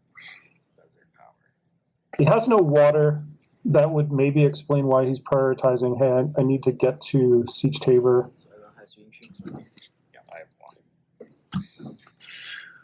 We have the next combat pop up. We're on to round 6 with Desert Power. This will be the last level 2 conflict that's going to be popping up. And then we're moving into the level 3 conflicts, which chances are will have 2 points. Maybe that's what Mikhail has been saving this spice this whole game, anticipating that the game wouldn't be closed out early. Yes, usually this round is like the calm before the storm round. Though I do like how in some games like this one, a victory point can pop up during the calm, right? Like it's not like nobody cares here about winning this conflict. Yeah, it's a very valuable conflict to win. Desert power. If Duke Leto were here, he'd be telling us how important it is. Mikhail also in a really good position to potentially scoop this up and then still be dominant in spice to go for that Highliner play if something comes up. We could see a quick 1, 2, 3 points from him, which if he's able to do, and then get that Bene Gesserit Alliance token before Michael, although probably Michael will take it. Has he used his power play? I don't think so. I don't recall seeing it. So he has 2 cards that can get him to the Highliner, Diplomacy and Power Play. Because often your deck is kind of the thing that drives you if you haven't bought enough icons, and then you have to hit the Highliner even if it's not the perfect time for you to hit the Highliner, just because, hey, this is the turn that I drew my Diplomacy. Yeah. He did buy that fold space, though, when he was not valuing it. So maybe that was the reason, him choosing to get that potential so that it increases his chances down the line. Yeah. I still don't like the play, but you're right. It might have been the right play for that reason.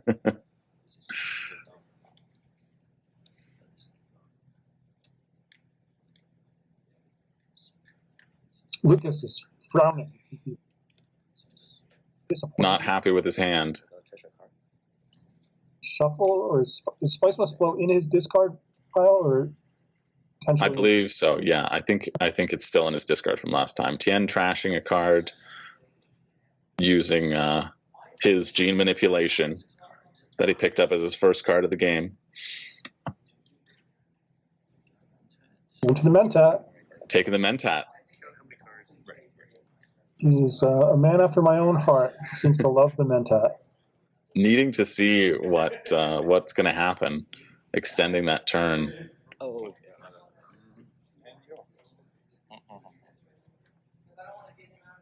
One of my favorite spots on the board that you don't see a lot of play because it's so situational or random is the research station. Not necessarily random, but you don't know what 3 cards are going to draw, right? You could really luck in to something, or you could waste your 2 water on something not efficient if you haven't been building your deck correctly. Yeah, I mean, at this stage, somebody like, well, Lucas doesn't have the 2 water, but he probably only has a few cards left in his deck, so he would know exactly what he'd be drawing. But yeah, if you've got a large deck, it's a little bit of a gamble. Lucas taking that Alliance token with a fold with space. The Fremen, yeah, wanting to lock that in before Michael. I think he probably had some time, but maybe wanted that extra water. I took a peek at his hand from the camera, and it looked like he had Chris Knife in his hand, but I'm not sure I saw another Fremen. So if he has Chris Knife and another Fremen, then it will be very painful if Michael tries to chase him down here. We see Lucas pushed both of his cubes in. If Mikhail thought he was going to get it without with just 1 cube this time, right? There's going to be some competition. Oh, he's fanning his hand. Do you see Stilgar? Did he play Stilgar last round, or is Stilgar in his deck? Because if Stilgar's in his deck, then I think what he's set up to do here is to go to the research station. Yeah.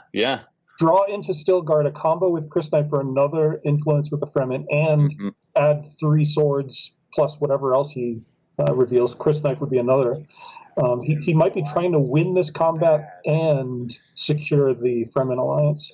Yeah, and depending on what entry cards you can add to the combat value, right? That's the unknown. I don't think he played Stilgard last round, so I think we very well could see that move being played. That would be very exciting if it happens. We'll looks see if like Mikhail responds accordingly, too. he could be blocked by either Michael or Mikhail, right? Because they both have 2 water. Not that they would be necessarily thinking about blocking him this round, just because of that. Yeah, and with that Fremen, Lucas has extended his lead to 7 points. I mean, this feels more than just a Baron being a head lead. It feels like Lucas is ramping up. If he's able to get this point and then capitalize on another firm grip, he'll be within really strong striking distance of ending the game before the other players can respond. Yeah, he only would need to get his 2 points from Spacing Guild and Bene Gesserit. Right. He wouldn't even necessarily need to get Spice Must Flow if he could find those.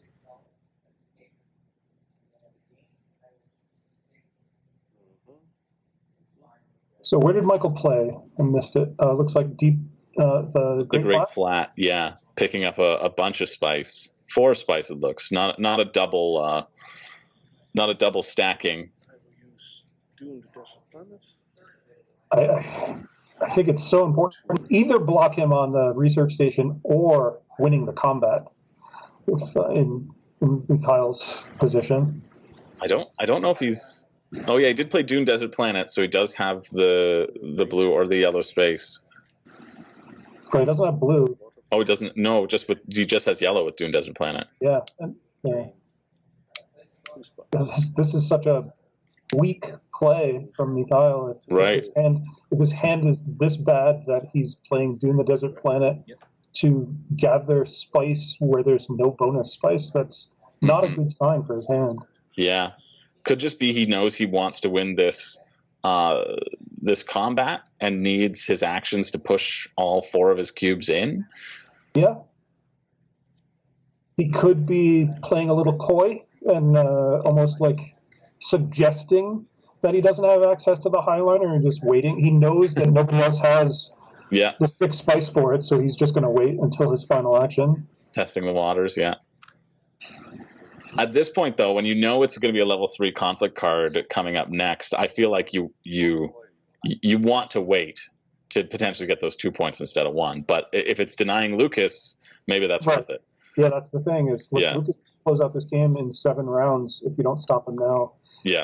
And I think it looks like he's sitting on 2 Highliners worth of spice in his board. So he could afford to go this round and again next round.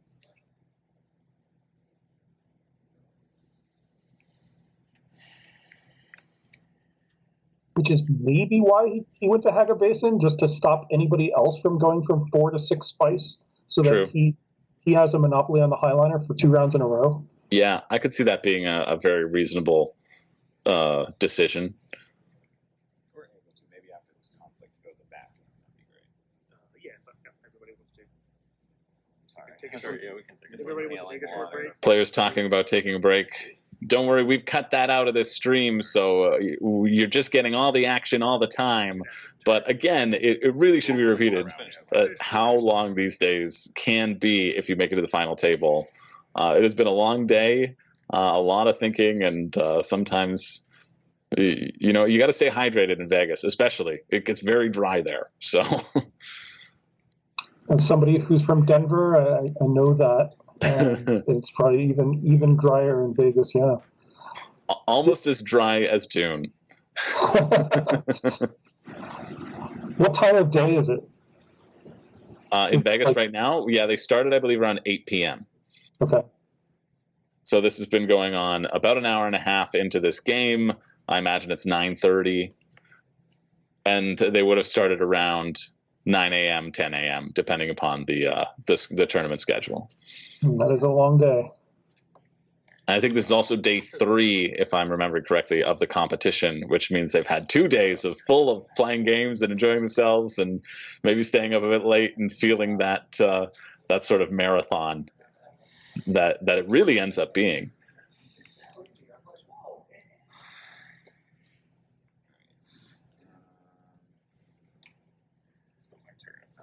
Lucas checking his discard pile, trying to figure out what cards are left in his deck. Right. Mm-hmm. Yeah, I want to see it. I want to see the research station. If he's got Chris Knife and no other Fremen there, I think he has to. He might even be able to buy a Spice Must Flow. Yeah. Go to 8. And it feels like even if he doesn't, then you're cycling through more, that you have a chance of getting that firm grip back into your hand. Signet. He's been debating to the Signet Ring, and he goes for diplomacy. He goes for the Fremen, worried about wanting to win that conflict and also extending his lead a little over Michael. Wow, what a play! A surprising play, but putting the pressure on Mikhail. I think he knows that like winning this would be very good. Yeah, you hear Michael saying at the table, you got to stop him because if he gets this, he wins. I don't love the play. I think it's telegraphed, and it's 4 strength, right? He got 2 troops. He spent a water for 2 troops. If he knows that he's drawing into Stilgar, that's 3 swords right there. Right. And an influence with the Fremen, which he just paid for.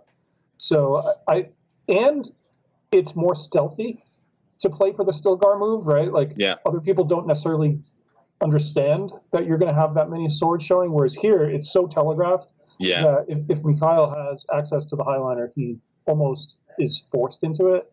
Right. And then you're spending 4 troops for not a lot. Yeah. But, can't blame him for going for it. I mean, it is a way to win. Another spice. We're seeing he gets that other spice. What is going on? Just wanting just needing to push those troops in. Not seeming to have the option of going anywhere else. That is so sad if true, if his hand is just like spice trade icons. Like, because if he had a city in hand, he would have gone to Arakeen looking to draw into something better. Yeah, or even like his Bene Gesserit sisters, he could be holding on for using their swords to boost his power, but I don't see why he wouldn't have just gone to where Tien just went and again streamlined, trashed, secured that alliance token of Bene Gesserit. I'd love to know what's going through his head, and I'll be excited to see him if he was like kind of playing coy, if he does go to Highliner after all. But I don't think he will at this point, because I think you're right. I think he probably feels like he just needed to get all those troops in to fight against Lucas. Yeah. And he also, looking at his spice, he has exactly 12 spice. So he now has 2 Highliners that he could do back to back. So if he ends up giving this one, that would be a risky play. But if he could win the next 2 conflicts and they both pop up being worth 2 points, right? 5 troops is nothing to shake a stick at. All right, what is Lucas revealing here? Does reveal the Chris Knife. Only looking 6 persuasion. Looking at carry all, which doesn't feel like it's going to benefit you at this point in the game. So he revealed 2 swords, so he should be at 10 strength. Mikhail has been sitting on 3 intrigue cards for most of the game as well. What is the Baron sitting on? How many intrigues does Lucas have left? It looks like he's been spending them. I don't see many. I thought I saw at least one a little while ago, but it could very well be not a lot. Mikhail and he hasn't been forced to play any combat cards as of yet. He's comfortably picked up second spot in a lot of things. We see Michael also have enough to get a Spice Must Flow, moving a little bit ahead. Going to 5 points. I think Tien and Mikhail is still sitting at 3 together. Looks like they're stacked on top of each other. Mikhail needs to... He's going for power play. Is he going Highliner? He's going Highliner, locking that in, taking it from Lucas. And still has enough for another Highliner. troops. Yeah, and this is why Lucas's play, just I'm not a big fan of, because he probably would have gone into a Spice Must Flow had he gone to the research station. Mm-hmm. So he took this path, and he's going to end up with no points this round. Right. And I go up a bump here. Power play, so it's 2. Oh, 2, yeah. 2 indeed. You gotta watch this guy. It's got all spice. So you would be at 10 going. Yes. He only put one in. Yeah. So he's sitting at 10, matching Lucas's 10, obviously sitting on some swords in his own, clearly seeing that Lucas doesn't have the intrigue cards to fight him off, having that information and knowing that he can take it with the minimum effort required, and then also setting himself up for the next move, the next play. Yep. He's playing well. I don't know that it was worth going to Imperial Basin for 1 spice and Haga Basin for 2, unless he kind of comes through with that follow-up highliner. Yeah. I'm curious to see what he'll reveal. Like, what was his hand that he made those 2 plays? Right. Yeah. Oh, we see Tien making a play for the Emperor track. Maybe that's why he bought Liet Kynes when I was questioning whether that bump would matter. If you see a tree card, this is one of those like, yep, you didn't, because I 100% making a play for it. A little curious to use it then, though, unless he was going to like 4 intrigue cards, because that's the kind of intrigue card when you can just suddenly get those 2 troops. If you can do it on a turn that you're going into combat, that's 2 extra troops you get to push into combat. Yeah, I also feel that timing feels weird, but we see a stack of at least 2 intrigue cards from Tien, so it could just be he's closing in on having too much, more than the limit.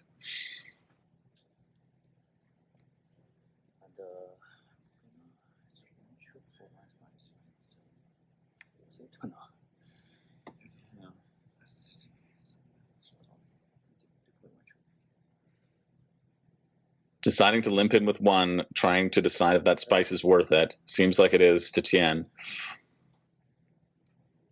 He doesn't have any spice, though, in his reserves. Yeah. It is enough spice to power another selective breeding if he can go there next round, which would give him a point and maybe a Spice Must Flow point from the card draw. So it's always good to be sitting on at least 2 spice. That would be better. And we see Mikhail reveal a dagger and I believe a convincing argument. So showing that his placement options were very limited if he had to place 2 Dune Desert Planets and his power play. I guess that's the best that you could do with a draw like that. There's nothing in the green that he would have wanted to take. Yeah, again, this is why I'd like to be sitting on 2 Solare to turn that dagger into getting more cards. Although in this position, if Tien went to Mentat first play, then he wouldn't have that as an option.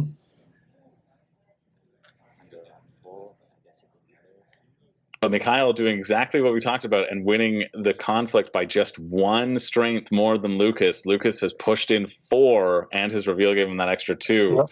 But it's not enough, especially Lucas. That's also a reason to keep some intrigue cards face down, even if they're not combat cards, right? To not play that plot card that isn't supremely beneficial. You say, listen, I am a threat. You're going to have to overcommit and not allow your opponent to just edge you out like Mikhail did to Lucas right now. Yeah, he had perfect information, so he made the perfect play. And you didn't bleed him out of any excess resources. You're absolutely right. Kyle playing a great game at this point, even though he's like tied for last on the score track. Yeah. He's been making some great plays, and he's now 1 influence away from 2 different alliances. So he's sneakily actually close to being in the lead here. Yeah. And obviously, he needs to draw his power play next round so that he can convert. I I think he played the power play in order to do Highliner this time. That's I'm sorry, why I he meant moved up diplomacy. twice. Yeah, yeah, He needs to draw his diplomacy now, right? yeah.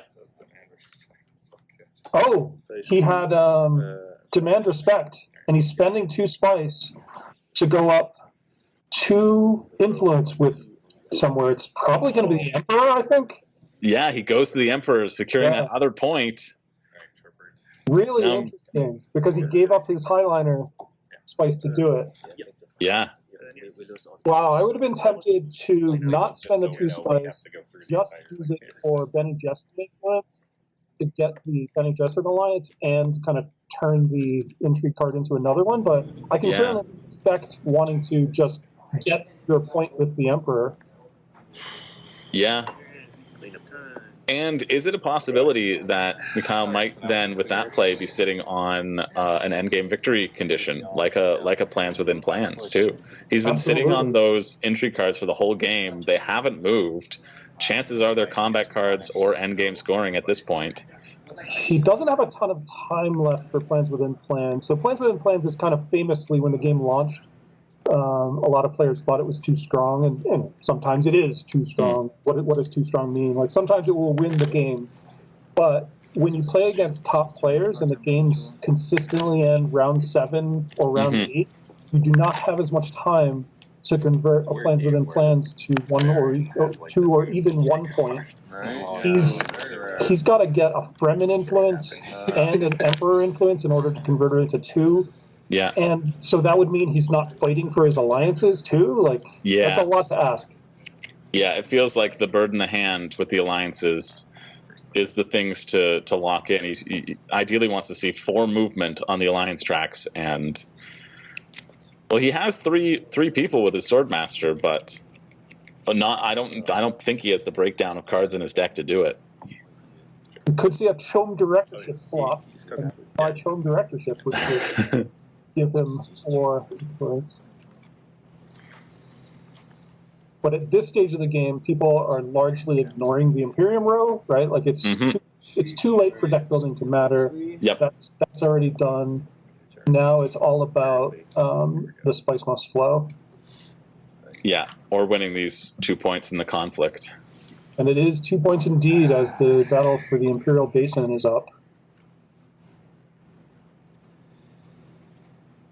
There's a 75% chance that it's going to be 2. There's only 1 card out of the 3, out of the 4 level 3s that don't provide you with 2 points. Yeah, and the one that's not 2 points is often a point for you and knocking a point away from somebody else because it lets you jump 2 influence.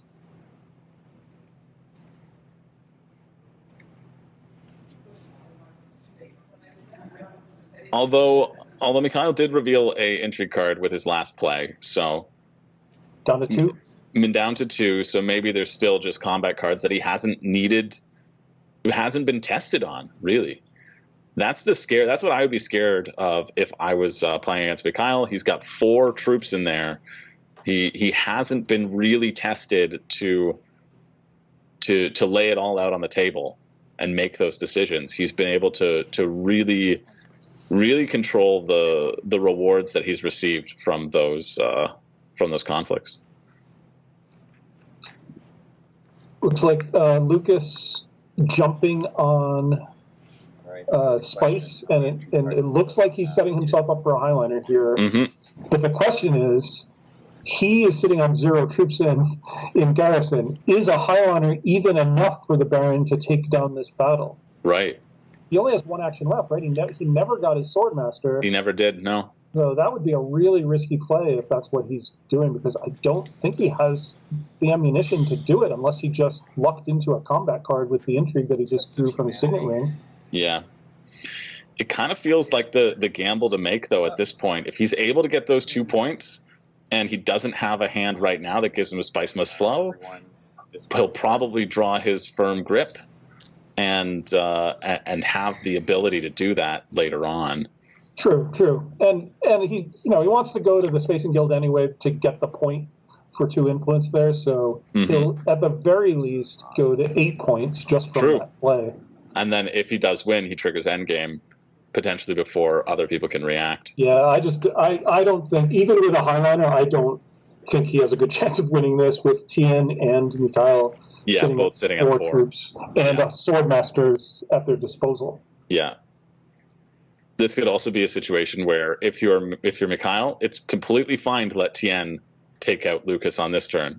You did it last turn, Tien does it this turn, you do it the next turn, and you do that back and forth, and that's the danger of being the front runner. But there's so many things that can switch things around that people may not realize, certainly don't realize on their first game. Yeah. Mikhail not happy to see Michael jump to secrets and get the Bene Gesserit alliance before he can get his hands on. Oh yeah, that's a big get from Michael. And Hardy Warriors.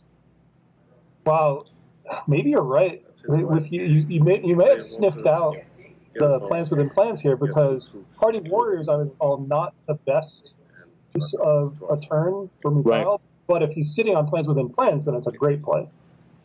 Yeah, it does push in 4 troops, but there are other ways that he no longer has the spice for Highliner, but there are still other ways to do that, for sure. And especially now, though, that the Bene Gesserit has been taken, puts a little bit of pressure, maybe makes that decision for him between the two. I have no idea what Tien's going to do. He doesn't have 2 Solari for the Mentat. Yeah, I think he's got 2. It's sitting there in the glare. Oh, yeah, you're right. Will we see another Mentat punt? He loves it. He's been waiting for that opportunity to strike, but it just, I feel, hasn't gotten that sort of card synergy that he might have been looking for, or he wasn't able to trash enough of his deck quickly enough to get it to that better reaction. Yeah, and like his most powerful card, he wasn't set up for. Right? He has Liat Kynes, but with only 1 other Fremen in his deck, it's not like he can make a powerful double Spice Must Flow turn. Mm-hmm. This is a surprising move from Tien. He already had Solari, but he goes to the secure contract to get 3 more, putting him at 5 Solari. He already has a seat on the High Council. Yeah. Maybe he's hoping to rally troops and hoping that the game extends. Yeah, desperate times calls for desperate measures sometimes. Hoping that, they fight each other. Yeah. Could be intrigue based, like maybe he has reinforcements and he needs enough Solari to push a bunch of troops as a surprise during his reveal. Right.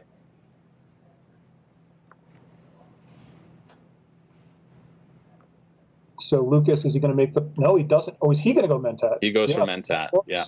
Of course, he sees that nobody else has 6 spice, so he can just wait. Will Michael reveal an intrigue card that gives him 1 spice and pull a rug out from Lucas once again? Probably not. Wow. But that would be exciting. That would be exciting and brutal for Lucas to see. It's pretty impressive. I feel like, again, Lucas got a little unlucky at the beginning. If he had had Lady Jessica the way these draws are going, and with him being able to lock down firm grip so early on, he could be even further. But Michael manages to get his point in the Emperor track, tying him now with Lucas, sitting at 7. Mikhail's at 6 and Tien at 4. Yeah. He's doing good moves. He's not set up well for winning combat, so it feels a little bit too late for Michael, but I could be wrong. Maybe he's got something up his sleeve. Yeah, it could be. I feel with Michael, I've seen I've seen Michael secrets out. Dang it. That's what Michael laughing. A previously played intrigue card got flipped over by accident. Yeah, anybody know that? Yeah. Can't let him play it again. The secret's out and taking off from the table. But I feel like Michael and Lucas have been playing similar games in terms of maintaining that focus on the deck building, right? They're going for different builds, but the flow of how they've been playing has felt similar. And it does feel like Lucas has edged him out just a bit in that pursuit. You know you're gonna go in there. Michael talking about the highliner, saying everybody knows you're going there. Everyone knows you're putting 5 in. Did Lucas draw a combat card too? That's also another really powerful spot for Mikhail to be in, having not been tested with those combat cards. We know Lucas didn't have anything last round, and so Mikhail can maybe gamble that it's not a combat card that Lucas drew. Yeah, Lucas is trying to kind of hide in the grass with the Mentat play and not even show that he has the ability to go highliner. Like, yeah. But I know he does because I caught a glimpse of diplomacy in his hand. 2 spice gives me 3 money. Oh, and he plays the spice smugglers to get him his alliance token by spending 2 of that spice. Suddenly making 6 Solari on the play. 3 from the spice smugglers and 3 from the alliance, the bonus on the track. Wow. And now he's at 7 points. Yeah, it's a 3-way tie for first right now. Tien just trailing. He's got to pushes in those 2. Yeah, which is going to make, like, does that change your calculus when you're Lucas? Like, yeah, you can go highliner, but if you're not sitting on a combat card, the most you can push in is 5 troops. Is it even worth it? I mean, you could argue that it's worth it because you get the point there anyway, but you could get a point from fold space. Yeah. So, I put my card there. Yeah. It's probably worth doing just because you know you're going to get 5 spice for second place if you don't take first. Right.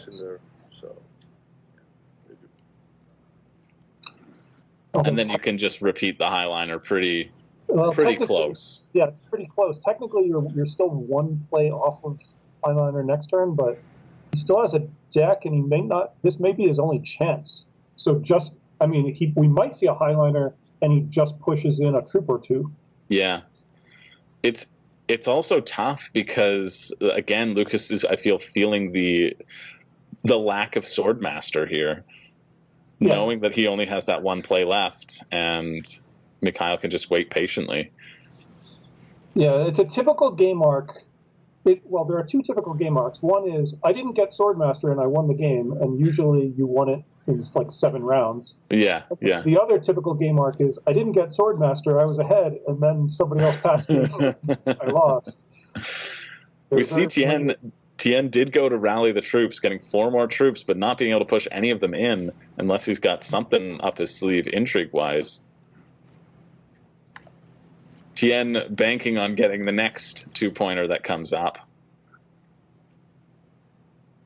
Yeah, I wonder if he's sitting on rapid mobilization. That would be interesting. Yeah, and to take it right out from Mikhail's nose. Ooh, that would hurt. Because he has too many troops in the garrison right now. Because you can get to a point where even if you visit the highliner, you don't have enough troops in your supply to mobilize them, and you waste the move, and you can only push, a few troops in. However, I did just see, as Lucas was cycling through his cards there, that he does have Stilgar in his hand. So that would put him at 13 compared to Mikhail's current 12 if Mikhail doesn't have anything to boost his combat. I still think it's an underdog move because Mikhail has another card. Like, Mikhail could just play to Carthag or Siege Tabor or Arakeen. It's a tough position to be in if you're Lucas, right? Like, I think the right play is to not commit and try to win the following round. You could just do that. It's not going to be enough. But I think, can Mikhail close it out this round? I don't think so. Unless he could pass Michael on the Benny Gesserit track. He's going to go to 9 points. Yeah, I don't see Mikhail closing it out this round, so there'll be at least another round. So if you tell me your intention is to not go in, please let me know, and I'll try to prevent the game from ending, but I don't think it'll work. I was going to say he could have like some other victory point in his intrigues, like Chom shares, although he doesn't have 7, he only has 6. So Lucas asking Tien if, hey, are you going to fight him or not? Like, the game could be over. You got to let me know. usually not the right play to tell somebody what you're going to do unless you know that they're like. I guess if you're telling Tien and Tien essentially collaborating with you, then it's probably a fine play. Well, especially because Mikhail has started to look very dangerous. Just in the last turn or so, he's really ramped up. It's that patience has really been paying off. Yeah. And we're seeing the yield of that right now.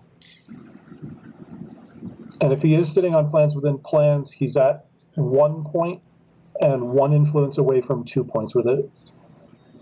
Right. So him winning this combat would be the nail in the coffin, pretty much. Probably. You never know. I mean, even with plans within plans and winning this combat, that puts him at 10 or 11. Other people could find a way to beat that. It is true, though. Lucas does scoop up that point by moving up on the Spacing Guild track, going for Highliner, going up to 8, but not choosing to... Wow, taking advantage of someone of our poor blue player here. I would not just put 1 in just in case of somebody having the intrigue card that can steal one of your troops. Yeah. Well, Michael still has to play if he plays his, although I think he did it like last time, but the one where he gets to make you destroy a deployed troop. Interesting play. Go to still suits. I guess he's setting himself up for 2 water. If the game goes longer, he can go to research station. Mm-hmm. You need those big swings in this late game, though, and just getting 1 Spice Must Flow, I don't know if that's going to be able to do it, unless you have the intrigue card that lets you capitalize on it. Sure. Yeah, he's sitting on corner of the market. I'm going to go to... I get not so nice this time of year. Good. I think that's a good move. I will take the puck. Yeah. I get 1 troop. Does in fact go to Carthag to bolster his standing, although he doesn't need to now. Yeah. The reason to push in now is he's afraid of Tien having rapid mobilization, I suppose. Mm-hmm. And wants to make it as unappealing as possible for something to happen. So he's got 7 troops in. Tien has what appears to be 8 troops in his garrison. I believe that's correct. Wow, what a play this would be if Tien comes out with a rapid mobilization. Tien's got to be still. Mikhail does have those 3 secret intrigue cards, though. Yeah. He may be too afraid to do it, but at this point, if you're Tien, you need something to get back into the game. Agreed. And it's either this round or it's the next round. Thank you. He does. There it is. He does have rapid mobilization. He pushes them in. What a play by Mikhail to sense that was coming. Put in another troop. Probably sitting on. He still has swords potentially to reveal. Yeah, this would be heartbreaking for Tien if he's not able to get these points now. Mikhail just needs something to help throw some weight around. Or just retreat for a point and then go back and do it the next time. Yeah. Somebody could be sitting on staged incident, which lets you sacrifice 3 of your troops in the conflict to get a point, which is a nice consolation prize when you're not going to win one of these. Yeah, Lucas making the right call too by not pushing everything in, because there was no way he was going to take out Tien, right?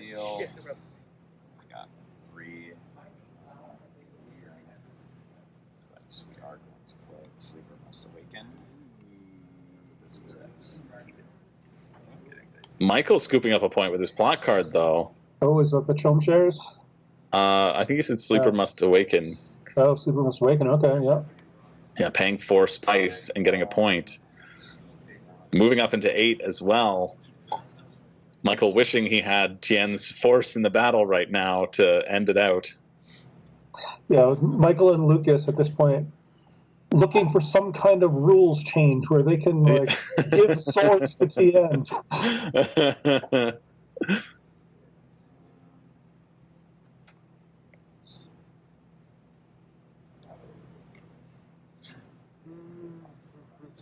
All right, what does Mikhail have to reveal? Oh, the benefit of that move by Tien is he still has the Mentat, I think, and so he can respond if Mikhail does reveal a bunch. 2 Bene Gesserit sisters. Oh wow! That'll put him over Tien. That makes my total strength 19. No, 18. 18 strength to Tien's 16, or should be 16. Seems like it might be on 17, but. Oh, sorry. Yep. It's being played. So it does not give me anything. So yeah, that is. Again, we see at this point in the game the market being completely static. 5. You don't want a deck build because there's maybe 1 turn left, and you're not going to see that card anyway, unless it's a Spice Must Flow. Nope. Yeah, if you were desperate, you might buy some 1-cost cards looking for some kind of acquire effect. But or if you're on the cycle where you're shuffling your deck, you're going to be doing a new draw. Exactly. There's a chance that something else can help amplify you. Yeah, carry all, I guess. Tien cannot play an intrigue card. Tien cannot play that combat intrigue card. Doesn't he have another agent? I thought he did, but I guess not. I think Lucas might have had the Mentat. Oh, you're right. Yeah. You're right. Yeah, Lucas delayed his highlight. Wow, that's 2 huge points for Mikhail. Didn't even have to use an intrigue. Didn't have to use an intrigue. Called Tien's bluff. Tien was hoping that he didn't have the swords in his hand. I'm already out of game, so that's unfortunate. That was a good makers. Tien saying, "Listen, like it had to be me. I'm the one. Like I needed this to go off. If this had gone off, I was back in it. Recognizing that at this point, it's going to be pretty hard for Tien to make up the gap." Yeah. I just went with my heart, and my heart was telling Baron. I think Beast might be slightly You more not love my consistent card. I was overall. thinking I can put here, but you make me drop the dagger. Oh no! Lots of table talk going on here. Oh, I'm so sorry. No, it's true. That would have made a difference. Damn, I'm so sorry. The discard that had happened, I think earlier, or something that had been drawn, forced Tien not to have that 1 extra sword needed to make that tie. I think that's what he's been explaining to the table. Brutal. What a clutch win of a conflict by Mikhail. That was so integral to his chances, and now the pressure is on Lucas and Michael. But Lucas having 4 troops there. It's not nothing. But It's not not having a nothing. Swordmaster continues to hurt him. And it's a 2-point conflict. Wow. So Lucas does have a chance to jump over Mikhail as long as Mikhail's not sitting on any endgame points. So who's got the first player marker now? I believe it should go to Michael. I believe so. I believe we're on turn 8, so that would make sense.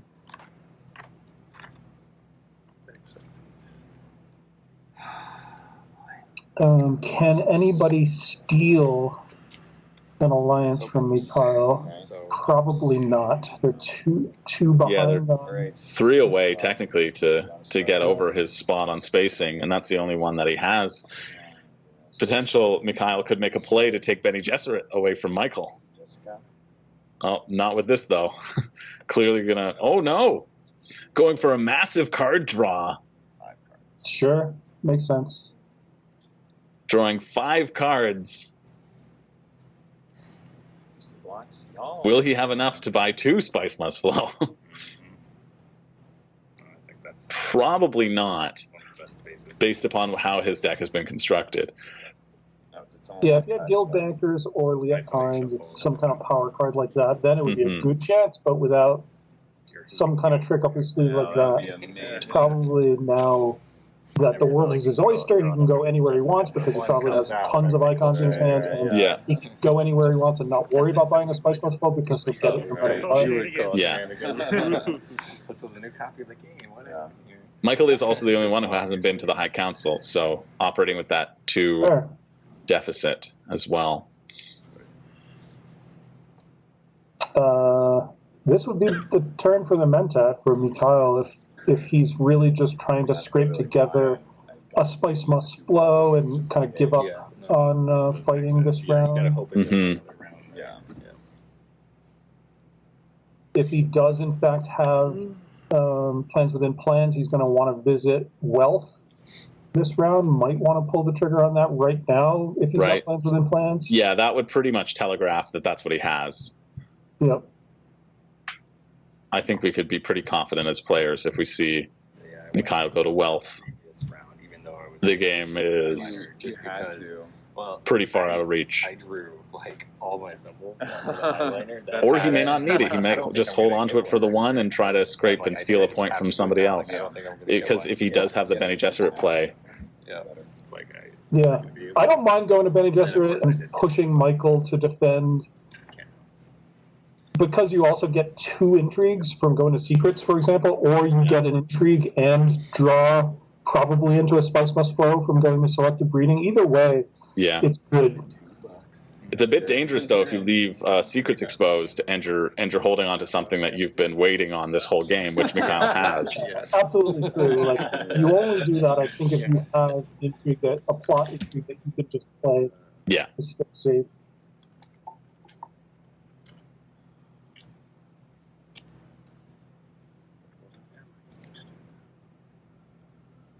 But he played Diplomacy last round. It's in his discard pile. I don't know if he has any other way to go to Wealth. Yeah, he does have. I don't know if he does either because he's used his power play. He used his folded space, I think, or fold space. And the only other things that he's been collecting have been Bene Gesserit, the 2 Bene Gesserit sisters. Yeah, he's not playing quickly here, so he's probably struggling. Mm-hmm. Figuring out which avenue to take to lock that down. I'd be surprised if he doesn't go to Mentat here. Usually when you're struggling, Mentat is a way to kind of untie the knots that are constraining you. Yeah. Although it might be that he doesn't even have the ability to go there. True, yeah, we saw his build of hands. Again, Mikhail's been responding really well to the choices that he's been presented in his hand.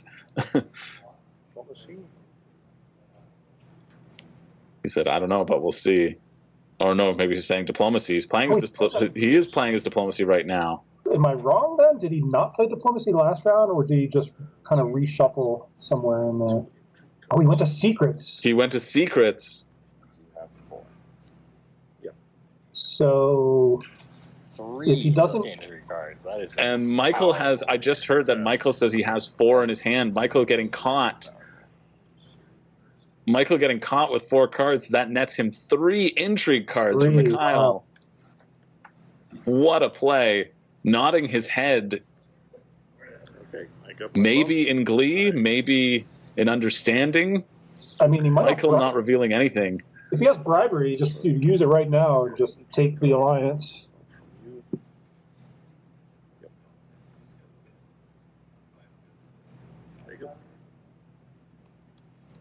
Sitting on 6 intrigue cards now, but he has blocked the space that would allow his intrigues to be stolen. Right, except that there are 2 intrigues called Infiltrate that allow other people to ignore workers when agents when placing their own. So it's still possible that somebody could go in there. And if I was Michael and I had him Infiltrate, I would probably be going right back there, locking that Bene Gesserit back in. Yeah, and getting 2 intrigues. Because it's desperate times for Michael, right? He has no troops, can't fight. He needs to find some kind of miracle somewhere. Yeah. Michael taking a look at a discard pile or a trash pile on Mikhail's side of the table.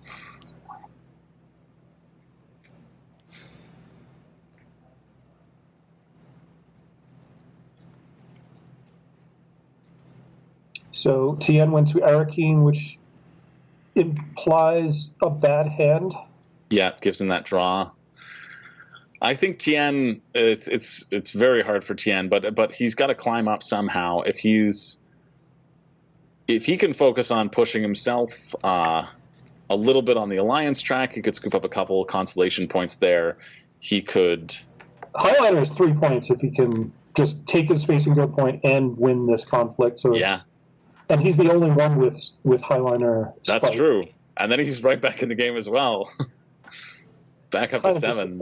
His only hope is that somehow Mikhail doesn't finish the game in this round, and he has 2 rounds left.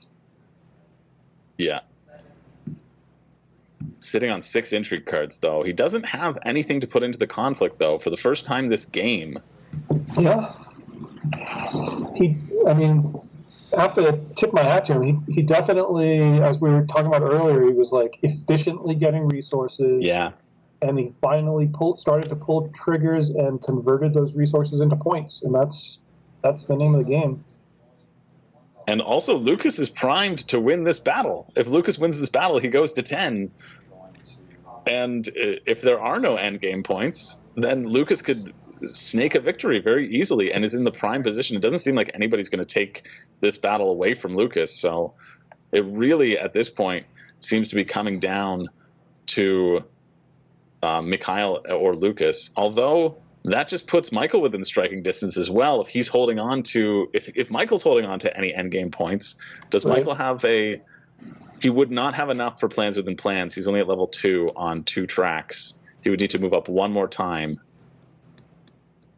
Michael used his diplomacy, could have, if he had infiltrate, he could have gone to secrets there. Mm-hmm.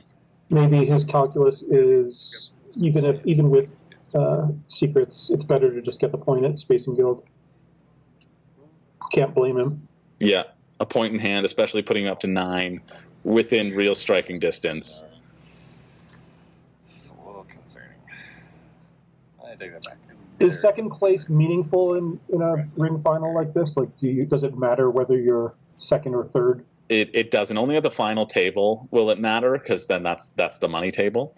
As the event grows, we're going to put more and more prizes in to make sure that when you make it to the final, everybody at the final table though gets a coveted WSBG All-Stars shirt, so you can show that you made the final table, which is a real. It is like I can't emphasize enough how much competition that these players have had to go through to make it this far.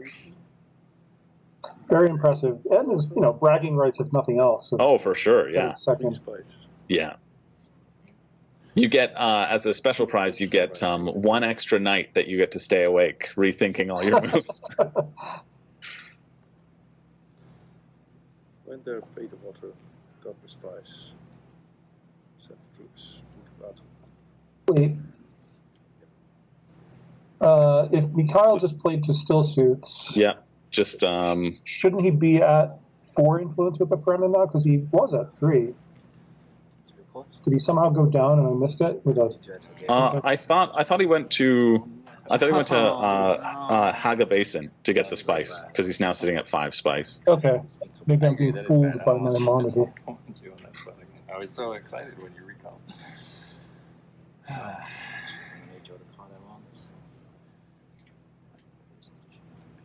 Your reconnaissance should be in your play, not your discard. Oh, reconnaissance. Judge doing a good job of making sure the cards are in the right places. I got what you needed. You see Tien, a look of defeat upon his face, not locking down the cards that he needs to turn things around.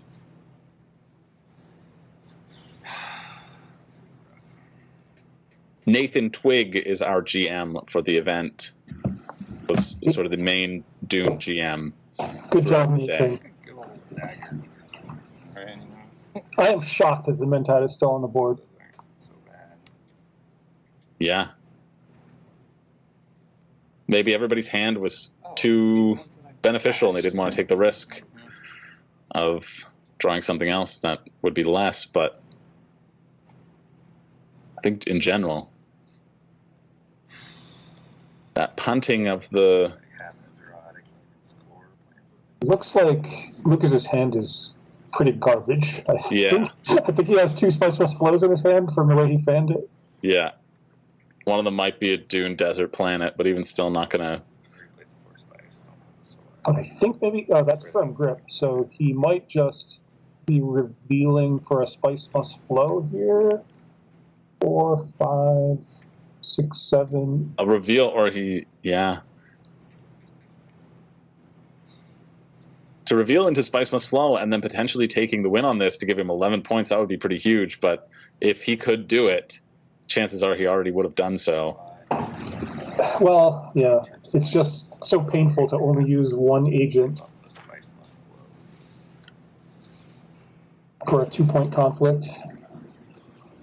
And he said, I think he said, I'm going to give up the Spice Must Flow. So he is, making the decision right now to go in for the 2 points. Which implies he has no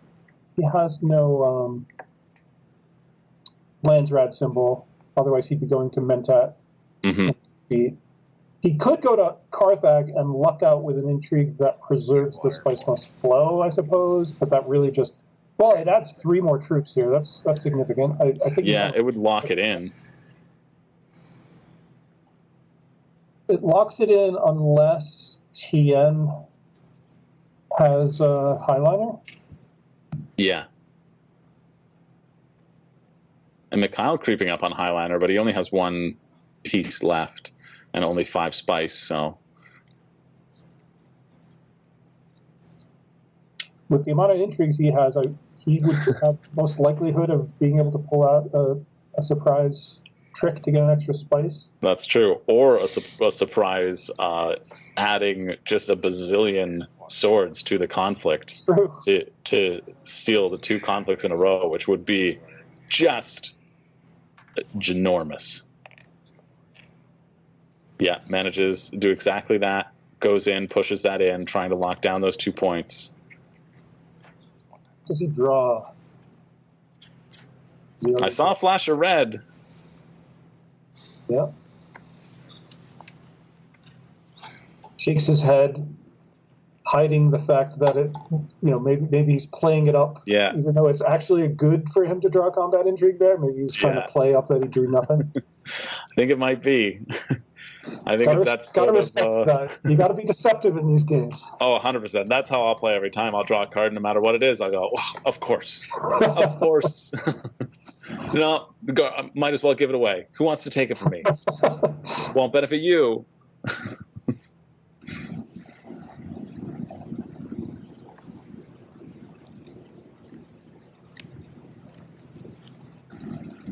Michael must also not have Landsrad. This is why I'm shocked that the Mentat's still there, because 3 players had Mentat money in this round. Snapping it up. A Test of Humanity, and is taking the Mentat with Test of Humanity right there. Has to go. Or discard a card. Easy enough.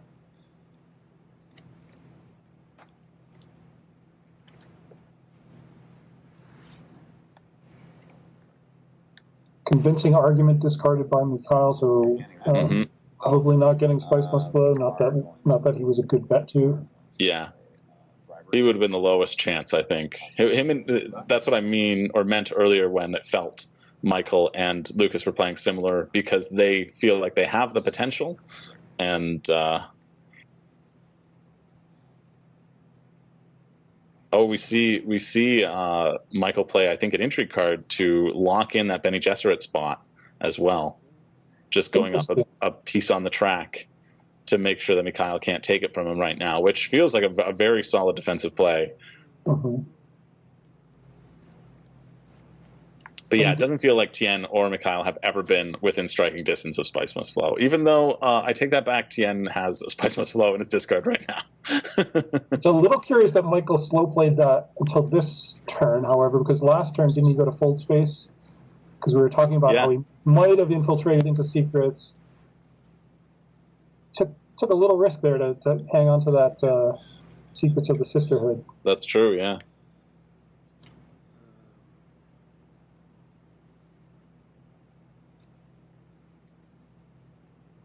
Maybe he was holding on, thinking he could, wanting to see the draw from the Mentat to see if a Spice Must Flow was in the cards for him, and not getting the power play that would be needed to put him there. Yep. A really close game. Mikhail and Michael both sitting at 9 points. Lucas primed to take 2 points to put him at 10 in this latest conflict. Really could be anyone's game, though. Okay.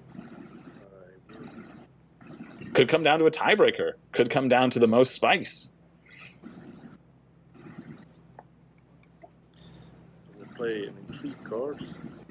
Wow, rewinding also feels like Michael put himself into a position where he got an intrigue stolen, and he could have just kind of spammed out that Secrets of the Sisterhood to avoid being stolen from. I wonder if he's regretting that. I can use reconnaissance. Dispatch an envoy. Oh, this is going to be the wealth play. If it's a wealth play, we know exactly what. There it is. Oh, you hear the groans around the table because they know the only reason why you would do that at this point in time. That's how it goes sometimes. I'm like, I haven't lost to that card yet today. And that's. You hear Lucas saying, I haven't lost to that card yet today. Had the exact card to Not surprising. It's actually quite unusual in my experience for high-level games to be for that card to get 2 points in a high-level game of base Dune Imperium. Yeah. I'm hearing Michael discussing, too. I think Michael had an infiltrate that was stolen by Mikhail. Oh! That's what happened. That's what happened. He said the only way I could have blocked it was stolen from me. Double cross. An opponent of your choice loses 1 troop in conflict, and you deploy 1 troop from your supply to conflict. So you're going to lose 1, gain 1. Double cross. I do have to pay. Gotta double cross Lucas there. Right. Who knows if it'll make a difference on the conflict.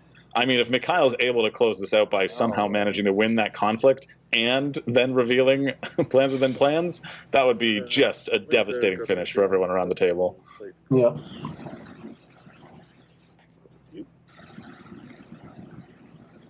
But we know essentially that Mikhail is at 11 points now. He has to be. That's the only way that wealth play makes sense. The players at the table know it. We know it. No, that's right. And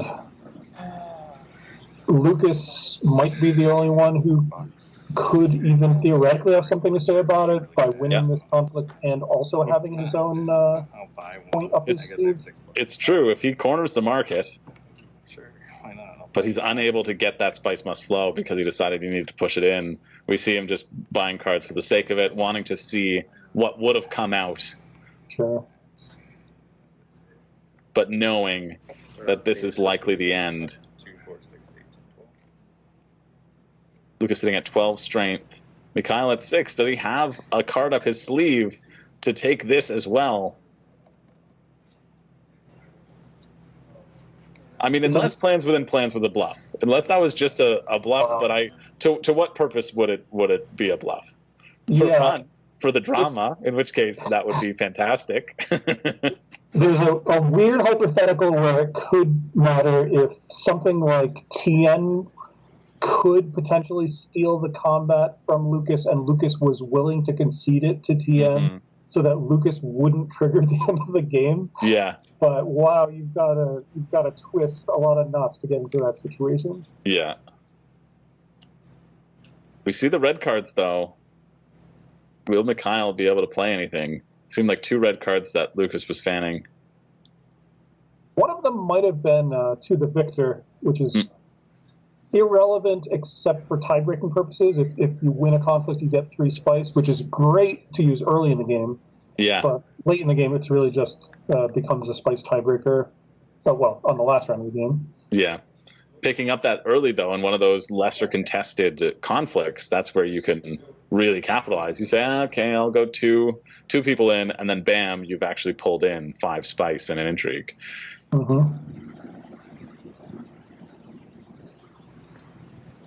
Mikhail not showing anything, not showing any sign of what's going on, even though the other players are pretty much reading him.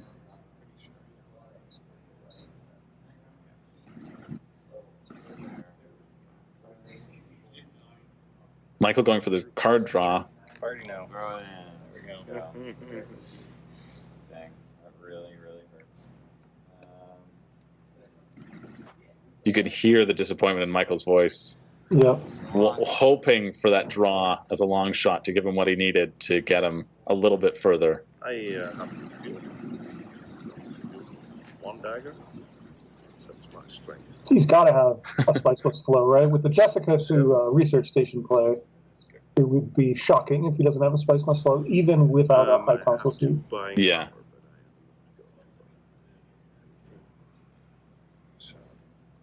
That assassination mission still there from the very beginning of the game.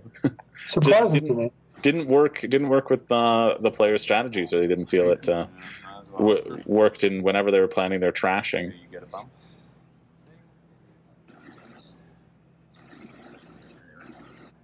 Tien gets a nice consolation point there. Yep. Choose. Successful. And pushes in. And pushes in a bunch with his highliner. Yeah. Might as well. And it might be in Lucas's benefit to really concede this if he knows, if Mikhail has revealed his hand too soon. So close. He knows 2 points won't let him have enough to overtake him. That would be so weird if he actually had a way to do that and did it. I guess if he had the perfect card for Lucas in this situation would be Staged Incident, because you would concede it to Tien, you would get a point and go to 9 and set yourself up for a potential chance of winning. Yeah. But the problem is, Michael must have a Spice Must I think Michael's buying a Spice Must Flow right now, so the end game is triggered. Oh. Damn. Michael hoping that he might be able to buy 2 Spice Must Flow. That was his play. Sounds like Michael drew into Chom shares and didn't have the Solari to convert into another point. Wow. Just a heartbreaking draw when you're hoping to see something good. You see the flash of points. 3 more. Yeah, then go for it. Into home shares. Yeah, that's what Wow. You can hear the regret in his voice. There you go. We have a down. Also, his 3 spice could have been converted to give him that money. So I've got 4, 6, 7, 9. Nice. Nice. Man, if you had won that last conflict. Tien does take this combat, it looks like. It takes the combat and buys a Spice Must Flow. It's pretty good ending round for him. Yeah, it's not enough to catch up, but it is a really solid. You can see Tien's engine just a little bit slower to get off the ground, but no less viable. It's just the speed at which the game ended. Again, we're on round 8. Had this game been extended to round, 9 or 10, then Tien has a chance. And and he did that whole rapid deployment, rapid mobilization play and came up short and still was able to put together this final round. That's pretty impressive. 100%. If that doesn't go Mikhail's way, this is Michael's game, it seems. Because Mikhail then is sitting at 7, Tien would be at 8, Lucas at 8, right? And Michael would be able to limp in. It's just the flow of how this works. I am curious to know, though, if Mikhail did have combat cards in his hand, or was he just sitting on all that kind of miscellaneous shenanigans? It seems like he passes, so nothing you can do to affect the decision. Actually, it wasn't Tien who took that. He was just getting points based upon his moves. One short of... it is Lucas. One short again. Heartbreaking for Tien. 2 instances being one short of 4 points. That would put him at 10. Tough beats. And everybody kind of around the table knows that the person who got 9 points is actually on 11 points. Yeah. 3rd place. They're just cashing out on the rewards. Oh, you can. Drawing an intrigue, maybe to add. Wouldn't it be wild if it was a bluff and he drew the plans within plans right there? Oh, wow. Right? Just setting himself up for that potential could also be another move, right? If you think you're going to get intrigue cards. Sure. Yeah. Endgame scoring, any? No, we don't. We got jump shares. No end game scoring. Plans within plans. They know it's in there. 2 points. Jumps up to 11 points. Oh my god! But you didn't have any Spiceman's flows, right? Oh, and he had corner of the I was literally, I was market. like, maybe I could get That's why corner. if you could get it. If I could have Yeah. gotten corner, Wow. yeah. But I would have still. Michael hoping for that extra draw. Very close. It's good information, you know, even though he could not convert corner of the market I into thought you were points, going to knowing win Yeah. for the longest that, time. you know, somebody like Michael, but it's so who's hard to sitting, close. and Lucas, both sitting on multiple Spice Buster. Yeah. Who could have really benefited from that. So what's Wow. So there we go. Mikhail takes it with 11 points. Michael and Lucas tied. Technically, the tiebreaker would put Michael in second with his 3 spice over Lucas's 2 spice. And I think that's the first tiebreaker, correct? Spice would be the first, yeah. Yeah. And then Tien at 6. But again, if those things had just fallen Tien's way a couple times right in it, a very intense game of Dune. That was a great game, and it goes back to what you kind of led with when you first kind of introduced me, right? So it's sometimes it's about the intrigue cards, Mm-hmm. and you know, Mikhail was lucky with his intrigue cards, but sometimes you put yourself in position to be lucky, right? Yeah, he had to. He stumbled into that, right, with that intrigue draw, being able to get that clutch point, which at least he had more spice, so he would have won in a tiebreaker. But even still, yeah, just that efficiency. But you also hear Lucas saying, "Dang, I haven't lost that card all day." So clearly they've been in contention and other people weren't able to close it out, right? It all depends upon when you get it, if you're able to pivot your plans effectively enough to do it, all of that. Yeah, not easy to do. Impressive play all around. Even Tien, who looks like he got kind of slaughtered in this game, but he was just so close, like you said, to get 4 points right towards the end of the game. Which is just such a huge swing. If Tien gets those points, Tien wins, right? Tien would be tied with Michael. He would have taken those points away from Lucas and Mikhail. They wouldn't have been in contention, and he has the more spice in the tiebreaker. So that just shows you, again, with these big swings in Dune, how back and forth this really can be. Well, thank you so much, Paul. That was fun. Thank you for inviting me to cast this very, very good game to watch. Very exciting. Yeah, that was very fun.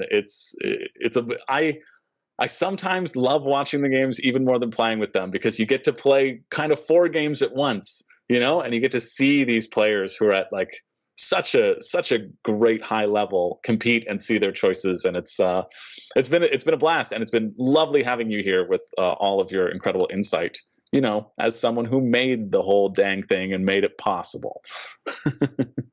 Well, like I said, happy to be here. Very fun, and congratulations on running such a great event. Oh, thank you. And again, if you want to participate in the World Series board gaming, tickets are open for 2024. You could use the code EARLYBIRD for $100 off your stay and play package. If you use it now, that means you're getting a cheaper ticket than last year's ticket if you bought it later. And what kind of deal is that? One that you should jump on. Also, of course, make sure to check out Dune Imperium Digital. I'm going to be checking that out, especially after this game. I've got the thirst in me to play Dune, and I don't want to wait for my friends to come over. I want to do it right now. It's really fun. You know, I'm starting to get addicted all over again. Like the team did a great job on it.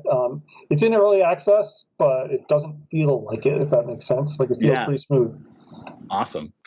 That's great. Well, thank you again, Paul, for joining us. Thank you, everybody, for watching. And we will see you in the next live commentary and recap. And stay tuned to Dice Tower and WSBG's YouTube channel for everything World Series of Board Gaming. Bye. Bye.